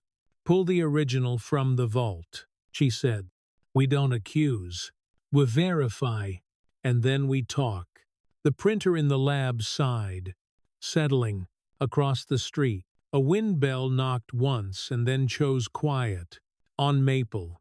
The porch light clicked on early, more habit than fear. In the trailer, no one spoke for a long beat. The silence had weight. It said the work wasn't only outside, it had always been inside too. They dimmed the command unit until the screens were the only light. The room took on an aquarium hush. Faces lit from below. Porter loaded 2 files side by side, the originals on the left, the unit copies on the right, waveforms stacked like ribs. Vault hash, he said, tapping the left, matches the raw ingest from the camera dot. Unit hash, a tap to the right, does not. Show me the breath, Carter said. He rolled both timelines forward to a mark he'd labeled with a tiny red triangle. In the left file, a stop on a side street. Late. Quiet. Windshield glare. A voice you'd heard for years telling someone to have a good night. On the right, the same, then a hiccup. Almost nothing. Half a second. Shaved off like a cheap haircut. Drop frame. Porter said, but bigger. How big? Rodriguez asked. 16 frames. Porter said, about half a second, but it matters where. He zoomed. The left waveform showed a little pulse, a throat clearing, or a slur right before the end of contact. The right waveform slid past it smooth. Porter soloed the left audio. A mutter. The words sat in the air like a nail head catching light. He soloed the right. The nail head was gone. The board's lights blinked in green apology. No one loses 16 frames by accident, Carter said. The sentence didn't accuse. It laid bricks. Mills stood out of the light, profile cut by the hum. She didn't speak. The silence had a shape, loyalty throttled by policy, friendship learning a new grammar. Rodriguez rubbed the bridge of his nose as if pain could be wiped like fog. Chain on that unit since April, Carter asked. Checked out to Torres for patrol, occasionally to Sullivan on overlap, Porter said, but the edit was committed from a workstation in record. Credentials. Torres. Timestamp is the morning after the stop. Who else had the key? Carter asked. Everyone who ever looked the other way, Mills said. Soft. Carter let that sit. Then she nodded once. Decision arriving without fuss. We pull the original from the vault. We compare with the complainant's statement. We interview Torres with representation at 9. We don't say tamper. We say discrepancy until our math can stand up in a room with a judge. Union will scream, Rodriguez said. They can duet with the truth, Carter said. The interview room had a window and a hum and a table that didn't want to know anyone. The digital recorder blinked red with a small, obsessive heartbeat. Torres sat on the far side in a blue suit that fought his shoulders. Eyes tired in the way men get when their calendar and conscience finally argue out loud. His rep, a careful man in a careful tie, placed a hand on the table edge, like introducing himself to furniture. This is a voluntary interview, Carter said. For the record, you're not under arrest. You can leave. If you choose to stay, you can consult with your representative at any time. We're going to ask about a discrepancy between a body cam file in the unit archive and the original in the evidence vault. Discrepancy. Torres echoed. He kept his eyes somewhere above Carter's head, as if there might be a painting there worth staring at. Porter cued the 2 files, synced them, held his hand above the keyboard like a pianist waiting for a conductor. He played 2 seconds before the mark. Left. The mutter. Right. The glide. He stopped. He waited. Do you hear the difference? Carter asked. Torres swallowed. The original had noise, he said. Radio bleed. It was sloppy. I cleaned it before the report. Policy, Carter asked. He stared at the rep. The rep stared at his own notes. We cut dead air sometimes. Torres said, to save space. The servers get full. 16 frames isn't dead air. Porter said. His voice had the mildness of a man with nothing at stake but the truth. Also, we don't cut anything, ever. We flag. We clip copies for court. We leave parents alone. Torres rubbed his jaw, fingers finding stubble that shouldn't have been there at 9 a.m. It was half a second. He said, nothing happened there. Something was said, Carter said, and then a complaint said it was said, and then the video said it wasn't. Now the original says yes, again. That's a lot of grammar for half a second. He closed his eyes like he wanted to see another day. I was tired, he said. We all cut corners. You make it neat. You get less grief. You all want neat too. No, Rodriguez said. It came out flat and personal. I want true. The rep put a hand on Torres's sleeve, pressure like a brake. We'd like to pause, he said. Carter nodded. She watched the clock for 30 seconds. She could have told you the time by Torres's breathing. When they came back, the rep said, Officer Torres acknowledges he made an unauthorized edit to a body cam file stored on a departmental system. He states the edit was to remove radio noise and did not change the substance of the interaction. That's a confession wrapped in a bedtime story. Carter said, let's unwrap it. Why did you log into records at 6:12 a.m. on a day you were on nights? I couldn't sleep, Torres said. The complaint came in at 4. I knew it would be a mess. I thought if I could make the report cleaner. Cleaner for who? Carter asked. He looked at Rodriguez as if the answer might be hidden in the lines around his eye. For us, he said.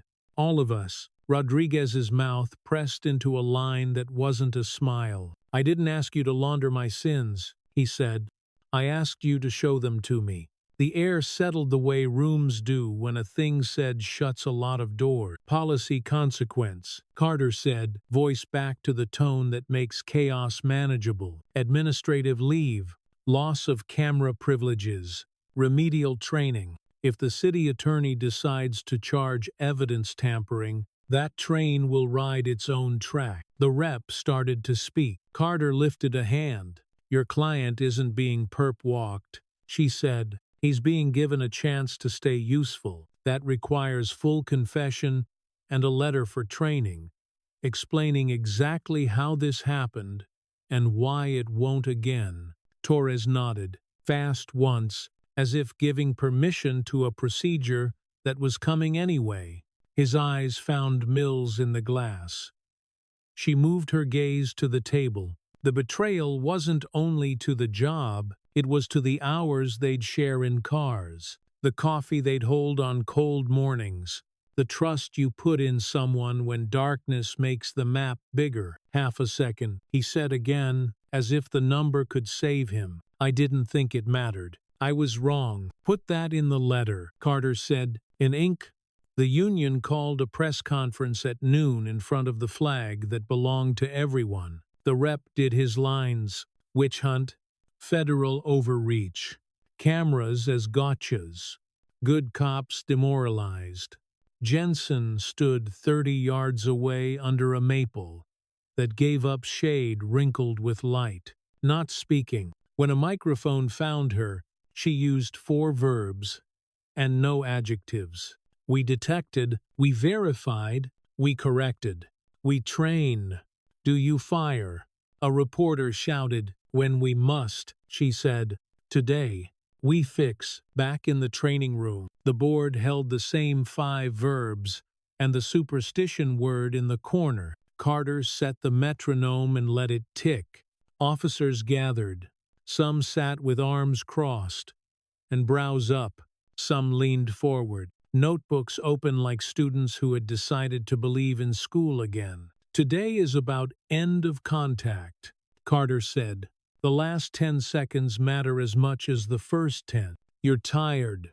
You want home. That's when your mouth goes freelance. She played the left file unedited and let the slur sit. A few officers shifted. Someone exhaled a curse under his breath.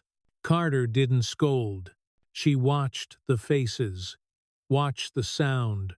Your words are weapons, she said, and evidence. If you use them like the first, they'll be counted like the second. Sullivan sat in the back, chin low, taking notes like a man learning the shape of a language. He thought he spoke. He wrote, asterisk, asterisk, end, clean, asterisk, asterisk, and underlined it. He looked once at the door and then back at his paper, because that was the better direction today. Mills volunteered to read a paragraph from her articulation. Her voice did the thing it had learned: announce, explain, ask, verify, review, like piano scales that suddenly mean Bach. After, she found Torres in the hall, hands in pockets like a kid summoned to a principal's office.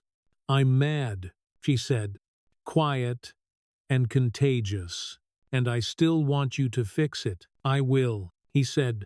He looked like a man choosing a smaller, better pain. At dusk, the board met for the first time at folding tables in the community center. Stacks of agendas smelling like toner and intention, 7 chairs, filled, resident, youth, small business, faith, data, daycare, market. They chose a chair by drawing lots. May won and laughed until the room laughed with her. Tonight we picked the first audits, she said, new authority sitting on her shoulders like a sweatshirt. Random 10. Mix of stops. We pair each file with the report and the complaint, if any. We listen for breath at the end. Javier unpacked a laptop with a sticker that said asterisk, asterisk, I read the footnotes, asterisk, asterisk. He set up a spreadsheet with columns for asterisk, asterisk, announce, explain, ask, verify, review, asterisk, asterisk. A checkbox for asterisk, asterisk, breathe, asterisk, asterisk, and a notes field that turned red if someone typed a slur. Conditional formatting. He said, proud, then embarrassed at being proud, then proud again. Karen poured coffee and didn't talk first. When she did, she asked about childcare at meeting, and the room made the change without a fight. Terence took a seat in the back with his arms folded and his chin relaxed. He wasn't a board member. He was an occupant of the neighborhood that deserved better verbs. He listened to people learn to speak policy like plain language, to make training out of what had hurt, to move without hoping a hero would arrive with a cape. On Maple, porch lights flicked on, one by one, like a code that didn't need a key. The red door caught the last of the sun and held it like a promise it didn't make lightly. Inside the command unit, Porter archived the overlay images into the secure server and watched the progress bar finish with a clean, quiet ding. Carter stood in the doorway of the unit and looked at the calendar pinned above the coffee maker. Someone had circled asterisk, asterisk, block. To discretionary search, asterisk, asterisk in blue. She drew a small hinge next to it, the kind you make with 2 lines and a dot, and smiled without telling anyone why. The night took a breath. The metronome in the training room sat still. Its brass arm pointed to a number that didn't matter anymore. In the evidence locker, boxes stacked and cooled. In the interview room, a chair waited, empty and honest, for the next confession or the next clean sentence spoken on purpose. Half a second had found its size. It wasn't small. They launched the dashboard at noon with no ribbon and no speeches. A simple page. Black text, clean graphs, a legend that didn't lie, stops by time of day, search rates, complaint intake, a small clock icon next to each number, showed when it had last breathed. Javier clicked refresh and watched the bars tick a millimeter. He grinned like he'd seen a magic trick and then remembered he'd built it. Don't chase the minute, Carter said. We count in weeks. We act by days. Refresh is a dopamine trap, Javier said. I built a delay. Good, she said, pleased in the way instructors save for a student who surprises them twice. By 2, the first audit had selected itself 10 stops at random, anonymized until the board hit play. The room in the community center smelled like dry erase and floor wax again. May passed out clipboards and assigned numbers like dealing cards. Karen had brought fruit cut into unreasonable geometry. It looked like science pretending to be snacks. 2 minutes per clip, May said. Then we write, no debates yet. They watched the first. A brake light stop handled like the script said it should be. Announce. Explain. Ask. Verify. Review. The driver's laughter at the end sounded like a release valve. In the second, a pedestrian stop that shouldn't have happened turned into a conversation and then an apology that sounded like an apology. Not a legal condom. Note the breath right before the review, Javier said softly, typing. The officer drops his shoulders. Put that in her evaluation, May said. Name the good the way we name the bad. On the 5th clip, a rookie's voice climbed as he reached for consent on a search he didn't need. Mill's voice cut in from off-camera, low and steady. A hand on a shoulder without touching, he backed off. The stop ended clean. The room made a collective, quiet exhale. Add that to training, Carter said from the back, when to pull your partner out of his own weather. At 4, the monitor candidates came to City Hall's long table to audition without calling it that. A retired judge with a smile like a short blade. A professor who loved footnotes for the right reasons. A former chief from a city that wore reform like a uniform and then took it off at night. Access, Jensen said. The only question that mattered, unfettered, to files, trainings, the public dashboard, quarterly reports. The judge said monthly would be performative. Public meetings, the professor said, and a kid's seat at the table. Walk alongs, the former chief said, unannounced. Boring wins. Morrison listened as if the answer might save his knees. He signed the conflict disclosures with a pen that didn't belong to him and didn't fight about it. The shortlist shrank to 2 names. The board would vote. The council would nod. The work would proceed either way. By dusk, the air had a burnt sugar smell from a food truck parked 1 block over. Patrol shifted to the slow roll the neighborhood could accept, unmarked, windows down, radios low. Rodriguez stood a watch that wasn't in the schedule at the top of Maple. Hands on hips, head tipped like a man listening for a leak in old plumbing. He spotted the sedan by the way it pretended to belong. Second pass. Third. Same corner Linger. The plate now wore a legal frame it hadn't earlier. He logged the time and kept his eyes gentle. Let it hang itself, he told the air. At home, Terrence reset the pane with a board. The installer left a temporary patch. Clean edges. The red door took the evening light and made it honest. He ran his thumb along the hinge ridge and let the watch press its cold ring into the skin beneath his cuff. He ate standing at the counter, 2 slices of cold pizza, a glass of water, a life that insisted on being mundane. His phone buzzed, a text from Carter, asterisk, asterisk. Tonight's a stress test. Patrol near but invisible. If anything smells off, you call before you breathe. Asterisk, asterisk. Copy, asterisk, asterisk, he wrote back, then smiled at the instruction like it belonged on a t-shirt. He stepped onto the porch to empty the recycling. The street hummed with crickets and compressors. Somewhere, A basketball thumped the polite stutter of a game played with respect for sleeping babies. The porch light filled the triangle by the kitchen where the glass had been. A moth tested it and changed its mind.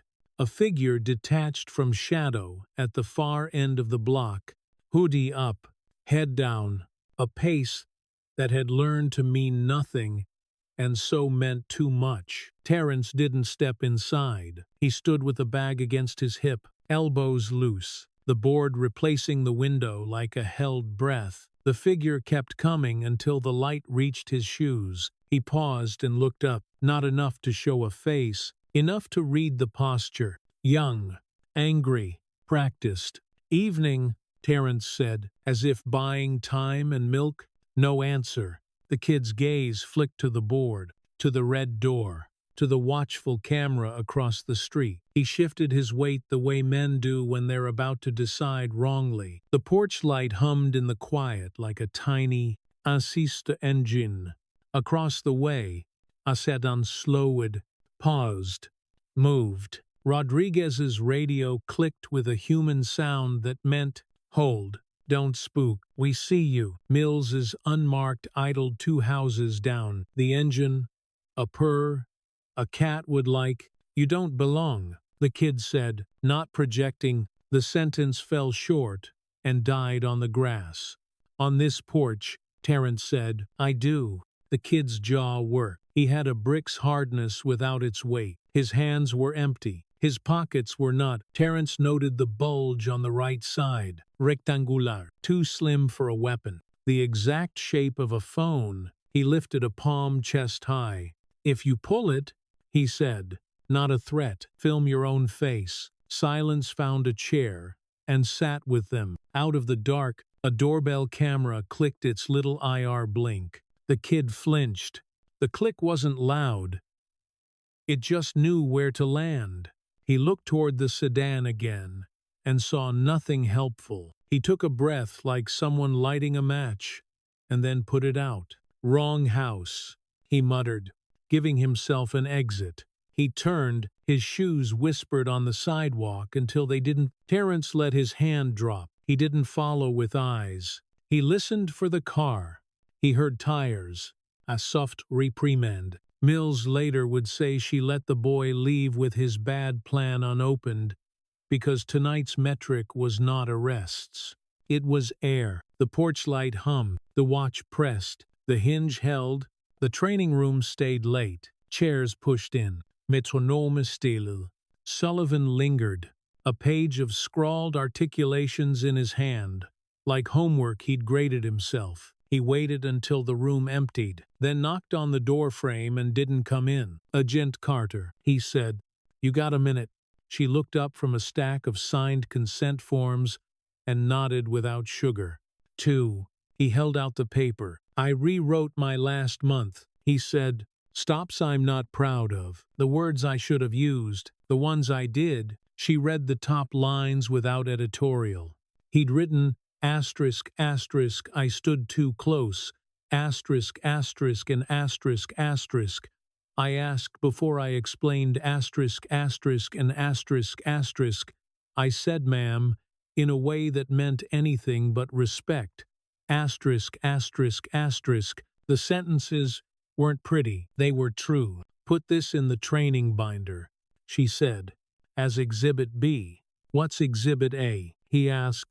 "Your letter to the board," she said. "About today you haven't had yet." He nodded, absorbing the inevitability. "I can do the work," he said. It sounded like a promise to himself overheard. "I know," she said. "That's why it'll hurt." He left his page. She didn't watch him go. The board reconvened with pizza and highlighters. May called the meeting to order with a laugh she didn't know was leadership yet.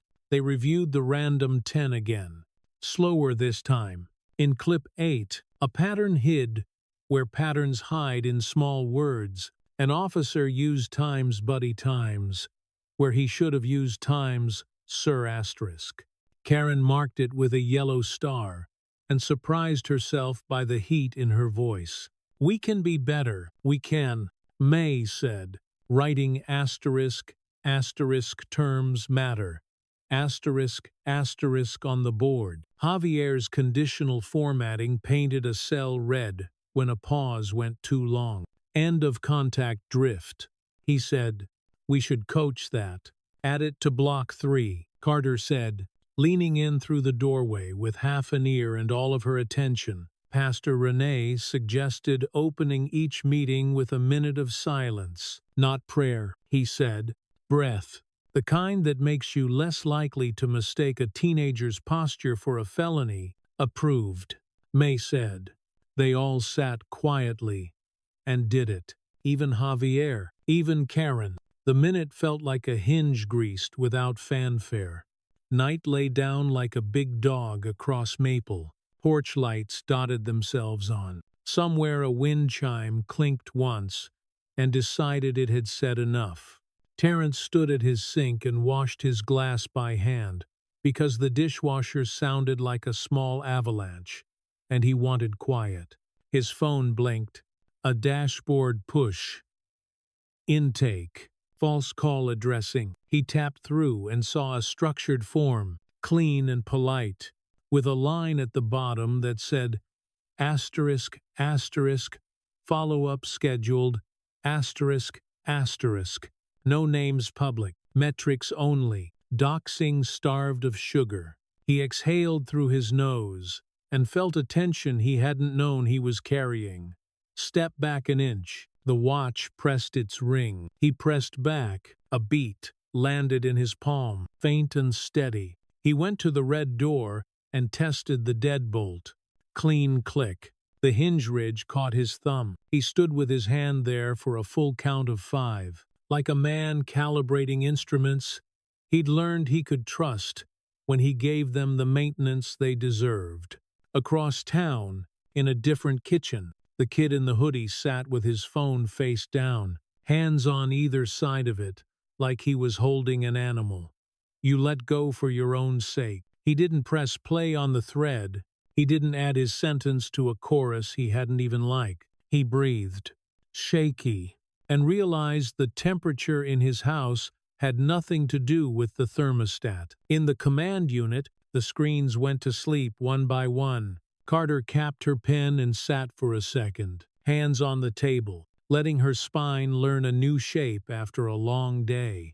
Jensen walked by, tapped the metronome with a fingernail, and didn't wind it. The little arm quivered, then stilled. Tomorrow, Jensen said. Tomorrow, Carter answered. Outside. The neighborhood settled. The tires that had circled twice didn't circle again. The board in the window held. The red door held. The hinge held. The night, for once, belonged to ordinary thing. A fridge motor, a distant laugh, a watch face reflecting a streetlight and turning it into time. Morning came in flat light that made the command unit look like a loaf of metal. Coffee smelled burnt, then necessary. Carter laid out exhibits on the stainless table with a surgeon's unhurried care brick in paper, the note in a sleeve, banding overlays, a chain of custody that ran like a clean spine through everything they had touched. Counsel at Eleun, Porter said, rolling his wrist to shake off keyboard.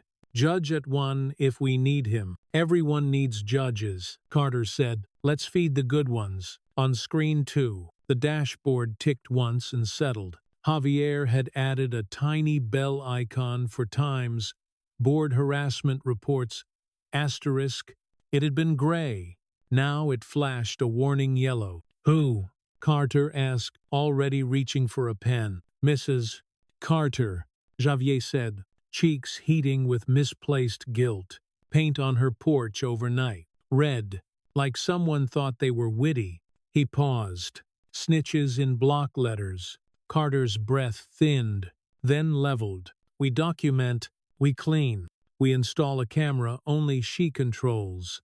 Mills had her keys in hand before the verbs finished. I'll take it, she said. The porch smelled like paint thinner and old wood. The streaks crawled down the steps in uneven tongues, still tacky in the shaded parts. Mrs. Carter stood with a rag she hadn't used yet, because she'd been told not to. Her mouth held steady because someone had to set tone for the street. "Coffee inside," she said, instead of hello. "It's better than the sidewalk today. We'll take a cup after we take the pictures," Mills said, and smiled with the corners of her eyes. She gloved up and started the grid overview. Mid, detail, little white markers laid at intervals like stitches. The word snitches looked smaller and sloppier under math. Terence arrived with a bucket and a soft brush that wouldn't lift paint where it belonged. He'd come from home because 2 blocks felt like immediate duty now. The watch under his cuff pressed the cold ring, counting a beat he didn't need for this, and gave it anyway. Carter crouched by the thickest drip and tilted her head like a listener. "Brush strokes," she said. "Cheap hardware store bristle. A left-handed angle. Same elbow height as our porch star." Mills laughed once. A dry leak. Lefty again. She set a camera on a small tripod, lens trained to the street. "Permit," she asked Mrs. Carter. "Hang a billboard if it helps," the older woman said, then softer. "I hate that I'm grateful." "Grateful is not a sin," Carter said. "It's just heavy." Terence set the bucket down and checked the door frame with his thumb. The hinge ridge met him like a handshake that remembered his name. He stood, glanced at the street, and caught a face. He recognized the kid in the hoodie, 2 houses down, pretending to tie a shoe he didn't need to tie. "Hey," Terence called, voice level. "You want to help wash?" He held out the brush like an invitation that wasn't a trap. The kid froze, head cocked toward invisible instructions coming through a wire. A sedan idled at the corner, pretending to be Sky. The porch camera clicked its little IR wink just because it could. The kid's shoulders dropped a centimeter. He didn't take the brush. He didn't run either. He hovered in the middle distance like a decision learning to live. A pickup rolled past and a man got out with a grin too wide for his face. T-shirt with a flag. No one in the room had served under "phone out like a badge." "Smile," he said to Mrs. Carter, hero of the new police state. "Sir," Mills said before Terence could. "You're obstructing an investigation." "Obstructing," he laughed. "I'm documenting. Free country." He stepped onto the first painted step and slipped, his hand pinwheel. His shoulder hit Terence's chest. Hard as a door, Terence caught him by instinct and physics. The impact drove a crack across his watch crystal, with a sound like ice deciding it was ready to break. The man found his feet and blame at the same time. "Assault," he shouted, phone held like a sermon. "You slipped." "Mrs.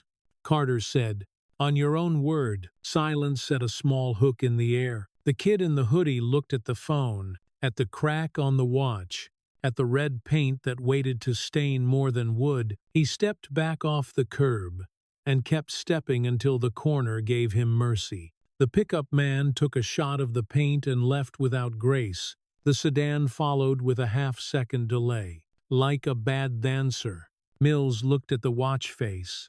"Sorry," she said to Terence, as if she'd broken it with her eyes. "It was going to break someday," he said. He didn't look at the crack long. He looked at Mrs. Carter. "You want help with the scrubbing when they're done?" "Yes," she said, "but I want them to take their time." Carter bagged flakes where the paint had bubbled. She lifted a hair caught at the lap of the S and laid it into a sleeve. "We'll chase it," she said. "We might not catch this one. We'll catch the next. Either way, we count it where the public can see. Counting isn't justice." "Mrs. Carter said, wiping her palms on a clean towel, choosing not to touch anything still. "But it keeps the stories honest." At 11, City Hall's chambers filled with the sound of microphones being tolerant. The consent decree sat in a stack of papers to one side. like a quiet person who had already introduced themselves and didn't need to do it again. Jensen took the back bench. Morrison claimed a seat at the table he used to fear. The union rep stood in a cluster of cameras and practiced his eyebrows. "The dashboard is propaganda," he said into the nearest mic. "Numbers without context. Context is public," Javier said from 2 rows back, a little louder than he'd intended. "Methodologies on page 2. Who asked the kid?" The rep snapped. "Me," May said, chairing from the side table with a small gavel that didn't fit her hand, and did its job anyway. "He knows how to read the footnotes." Laughter brushed through the room like wind through leaves. It died the way it should early. Carter stepped to the lectern with the exhibits, no adjectives in her pocket. "Banding overlay," she said, holding up 2 sheets that fit each other's flaws, like songs sharing a chorus. "Chain of custody for the brick and note. Arrest conditions. Compliance on patrol patterns. Body cam discrepancy identified and corrected. Policy applied. Names." The rep said, "Hungry." "No," Jensen said from the back without moving. "Forms, not feuds." A councilman cleared his throat to harness gravitas and failed. "Community impact?" he asked, eyes on Terrence like a reporter who had learned the wrong kind of curiosity. Terrence stood when he wanted to sit and sat when he wanted to stand. There was a time to be a symbol. There were better times to be a neighbor. He raised a hand halfway, and the room accepted that as enough. "I sleep," he said. "That's the impact." The councilman blinked. Deprived of a speech he could carve into a headline. "And your watch?" he asked, grasping at something he could render anecdote. Terrence looked at the thin crack, catching light across the face. "Keeps time," he said.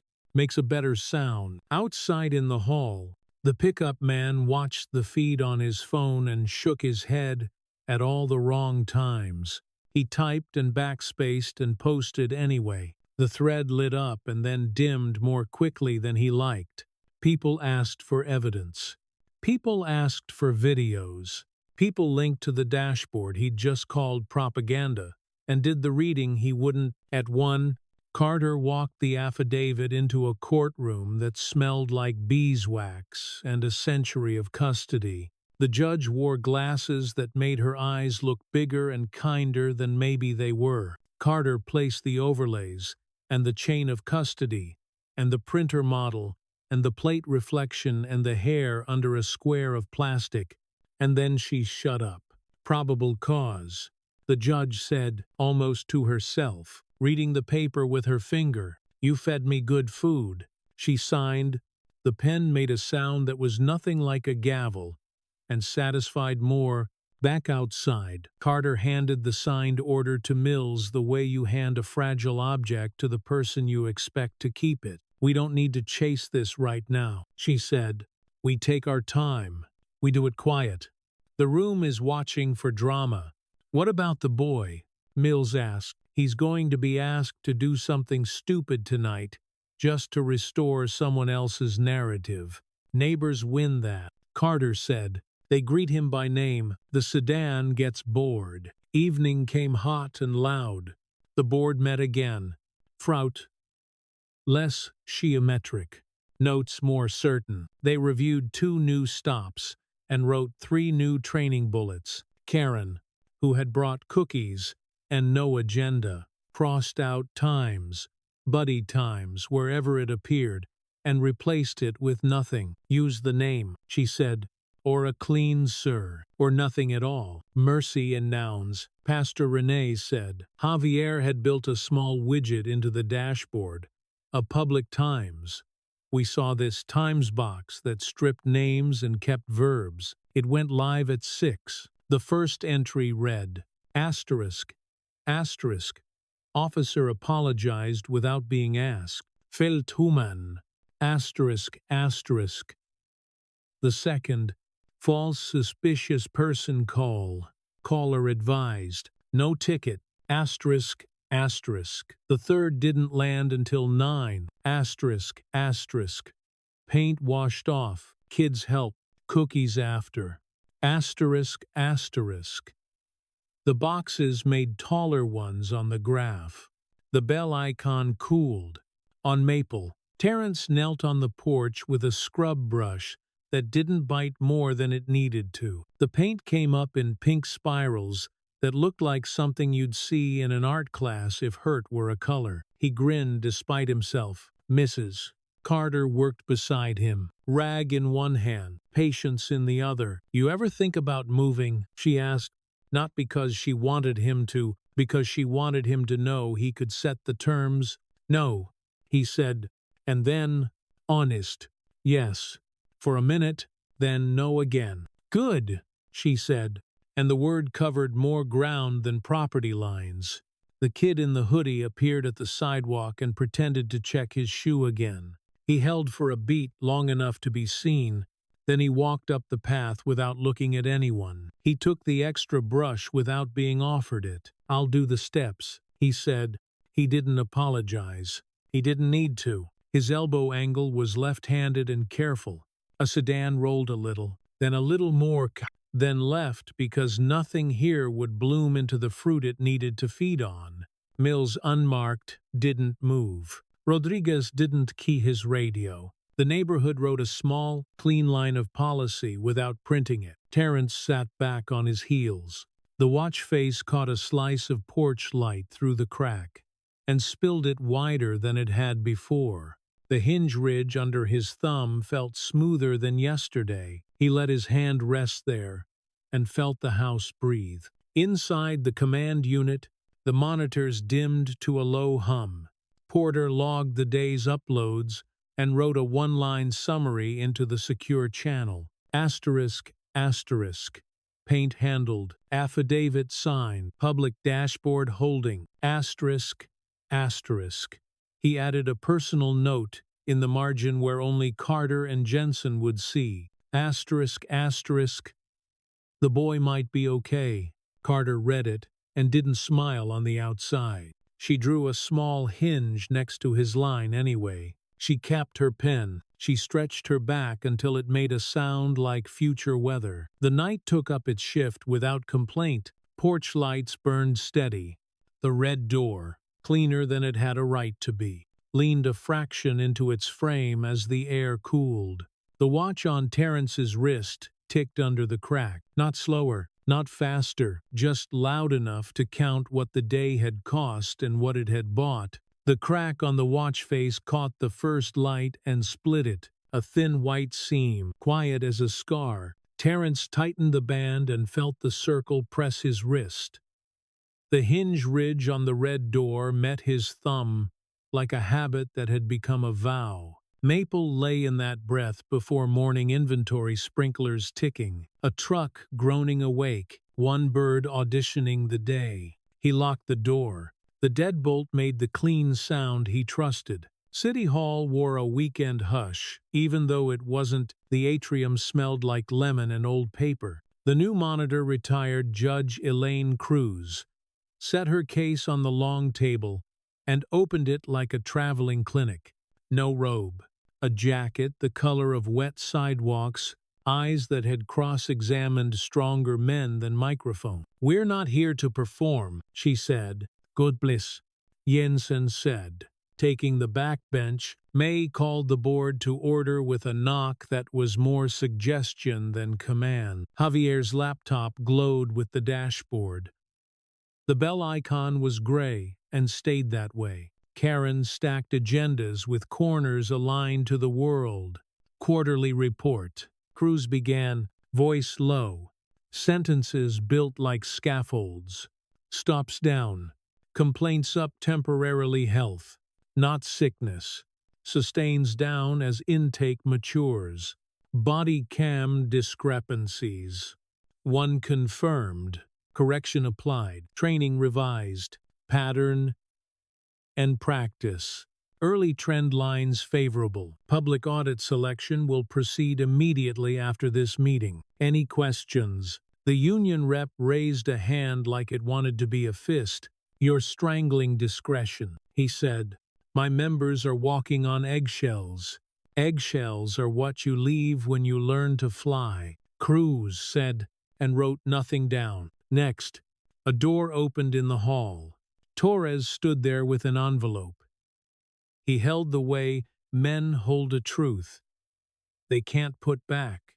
He crossed to the front without speaking and set the letter down for public record. His shoulders squared for impact that didn't come. "I wrote it," he said to the air. "It's not a good letter. It's exact." Cruz tapped the page once as if blessing it. "Policy will read it like a mirror," she said. Outside, a cluster gathered, a couple of signs, a couple of phones, one pickup flag smaller than it wanted to be. The man from the paint steps leaned against his bumper and found a camera like a dog finds shade. Beside him, a kid in a hoodie kept his hands in his pockets and his eyes elsewhere. He stood on the edge, as if edges had taught him more than centers ever did. Rodriguez did the slow patrol past the glass without looking in. Mills swapped a cartridge in the security desk printer and left, ordinary as clean water. Carter watched the lobby like a chessboard and waited for a hand to touch the wrong piece. During public comment, a council aide with a good haircut and worse choices stepped up and leaned into the mic.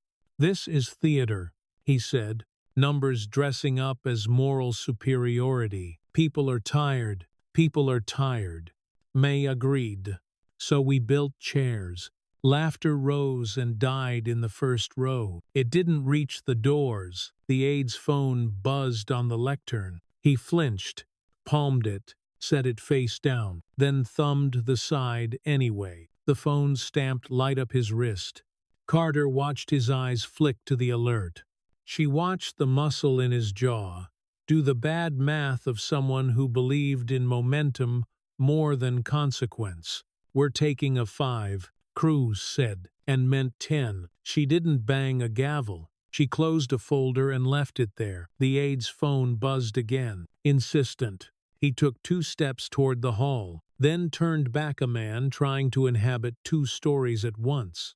Outside, the pickup man's live stream floated through the door in raw, ugly syllables. Inside, the kid in the hoodie peered in, not stepping, not leaving. He had a new posture that would be missed by anyone who hadn't learned to read breath. "Sir," Carter called to the aide, voice level. "We need to talk about last night's sedan." He froze. Color climbed his neck. "A bad tide. You can't prove. Doorbells rarely lie," she said. Hubcap reflection. "Your office garage as the origin, and your assistant printed a test page on a copier that banded like a prairie. Math remembers you when you forget yourself." He looked at the union rep with a plea disguised as fury. The rep started toward him and stopped when Cruz raised a single finger without looking up from her notes.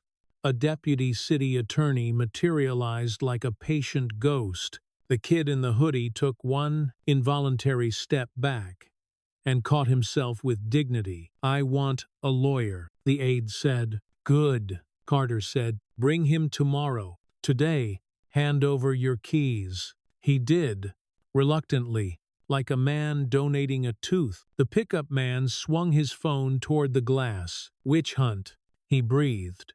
His foot skidded where the entry mat buckled. He caught himself on the frame. The live stream caught his balance, not his brains. "Lunch?" Cruz asked. "To no one and everyone. We do better fed." They broke into little circles that looked like arguments and sounded like normal. Terrence slipped out a side door and into the sunlight that had finally remembered how to be warm. He checked the watch. The crack threw a bright line across 12 and back. On Maple, a contractor truck blocked the curb with intent. 2 men in blue shirts lifted the plywood patch from Terrence's window and set the new pane like a prayer. The sealant smelled like vinegar and forgiveness. "Back in business," the lead said, wiping his hands on a rag that had seen worse. "No charge, Mrs. Carter called, and we got yelled at if we tried to invoice. Terence smiled into the ridiculous mercy of that. Tell her I'll bring a cake. Bring two, the man said. Kids pedaled by in a string. Bells pinging, voices only half fighting. The porch light clicked off in full day by mistake, and then decided, what the hell, and stayed off. Terence set his palm to the hinge ridge and felt the faint heat of the sun in the wood. The house breathed easier through new glass. He did too. At the community center, Block 3. Discretionary searches opened. With the metronome still wound from yesterday, Carter tapped it, then ignored it. She brought boxes instead, note exhibits. Memory. Today, she said, we train on what you times, don't times do. She pulled out props, a fake wallet with a photo of a kid, a plastic bag of sugar, a broken taillight bulb sharp enough to bleed the careless. Officers leaned forward because the room had turned into a set, and they'd always wanted a better script. Hands, she said, and they showed her open palms. Distance, she said, and bodies shifted in a coordinated inch. Language, she said, and Sullivan said, sir, in a voice that didn't apologize for the syllable.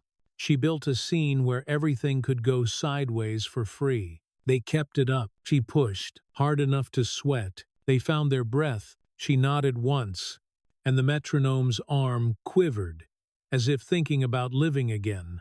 Torres stood in the back in his blue suit, a day away from losing it for a while. He held the copy of his letter folded into a square, so small it was almost a coin. When the break came, he approached the front and put it in the binder labeled asterisk, asterisk, training articulation, asterisk, asterisk, under asterisk, asterisk, exhibit B asterisk, asterisk. His hand shook a little. He didn't call attention to it. Get a coffee, Carter said, not looking up. He did. Afternoon brought a hearing room across town state capitol satellite. Flags in a stern row. Jensen bent alone. By design, we are a pilot. She told the committee, we will fail loudly and fix loudly. A member asked about cost. She said, more than easy, less than lawsuit. Another asked if people were angrier, out loud. Yes, she said, in secret, the temperature is dropping. An older woman on the panel leaned into the mic. What do you want from us? She asked. Patience measured in policy. Jensen said. Funding tied to verbs, not adjectives. A law that makes body cam edits a crime with a minimum you can feel. You'll make enemies, the chair warned. We brought our own. Jensen said. Back at Maple. The kid in the hoodie stood at the bottom of Terence's steps with a brown paper bag and a dignity he hadn't known he owned. Terence met him at the top with time in his hands. Thank you, the kid said without a shape around it. He held out the bag. Inside cookies, messy and honest. Lemon zest sharp in the nose. A note scrawled in a careful block. I'm Malik. No apology, no biography, just a name. He looked older, saying it. Malik. Terence repeated. He felt something unlock that wasn't a door. I'm Terence. Malik nodded, relieved like he'd passed a test he'd written for himself. He pointed at the watch. You should get that fixed. I might, Terence said. He looked at the crack. Or I might learn to read it like this. Still tells time. Malik said. It does, Terence said. And some stories you only hear once it breaks. They ate a cookie on the porch without ceremony. The sugar made the day taste better without lying. Malik stuck his hands in his pockets. They didn't need to shake. They didn't need to promise. They stood in a small, decent silence long enough to matter. Blue lights flashed 2 blocks over and then clicked away. Quiet. The dashboard triangle breathed. Javier, at home, adjusted the color scale by half a shade to make the rise and fall easier on older eye, then laughed at himself and left it. Dusk, drew straight lines across the siding. Mrs. Carter waved from her stoop with a spatula that had probably just changed someone's day. Rodriguez passed, window down, radio low, and called to Malik by name like he'd known it for years. Mills idled a beat and didn't stop. Karen carried a stack of flyers for the next meeting and a loaf pan covered in foil. The union rep filmed himself from a car, words tired, views dropping by the minute. He said, "Witch hunt again." He said, "Morale again." The algorithm didn't love him today. It didn't hate him. It just didn't care. Devin Markham showed up at the rec at 6 on the dot for his first community service shift. He swept a gym floor that had seen better shoes and worse choices. He didn't look up when the door opened, and a dozen grade schoolers came in, all knees and noise. On his break, he sat outside with a paper cup of water and watched the evening. He didn't post. He didn't print. He remembered a dog named Tank and called a number he should have called months ago. At 9, the monitor uploaded the first formal audit. 10 stops, 5 commendations, 2 corrections, 1 sustained complaint, 2 in review, no names, forms only. A hinge icon at the bottom of the page signaled asterisk, asterisk, open asterisk, asterisk, and stayed that way. Terrence stood at the red door. The new glass held the porch light like a steady breath. He turned the deadbolt out of respect, not fear. The hinge ridge warmed his thumb. He took off the watch, turned it in his hand, listened to the tick. He set it on the inside sill, face out, crack, catching the light in a new way. He didn't feel lighter or heavier. He felt exact. He left it there and closed the door gently so it wouldn't jump. In the dark of the command unit, Carter capped her pen and drew one last little hinge in the margin of a page no one would see. Jensen stood in the doorway and didn't say Times good night asterisk. She said, "Again tomorrow." Again, Carter said. The night found its level. Tires whispered. A laugh traveled and didn't break anything. Somewhere, a metronome remembered what it was for and didn't need to move. The watch on the sill ticked under the crack, not beautifully, not badly, just truthfully. The hinge held, and the house took a quiet, measurable breath. At the heart of this story lies a simple but weighty truth. Silence in the face of injustice is never neutral. It becomes a choice that allows harm to grow unchecked. What we've seen is how ordinary settings, a sidewalk, a meeting room, a neighbor's phone camera, can become battlegrounds for dignity. And just as quickly, they can turn into seeds for repair. The lesson is not wrapped in idealism but in hard practice. Speak when it matters, document when you must, and never forget that fairness is built piece by piece, often in quiet, unglamorous work. For older audiences, perhaps it hits closer to home. Respect, trust, and equality are not theories, they are daily commitments. Like the saying goes, the proof of the pudding is in the eating.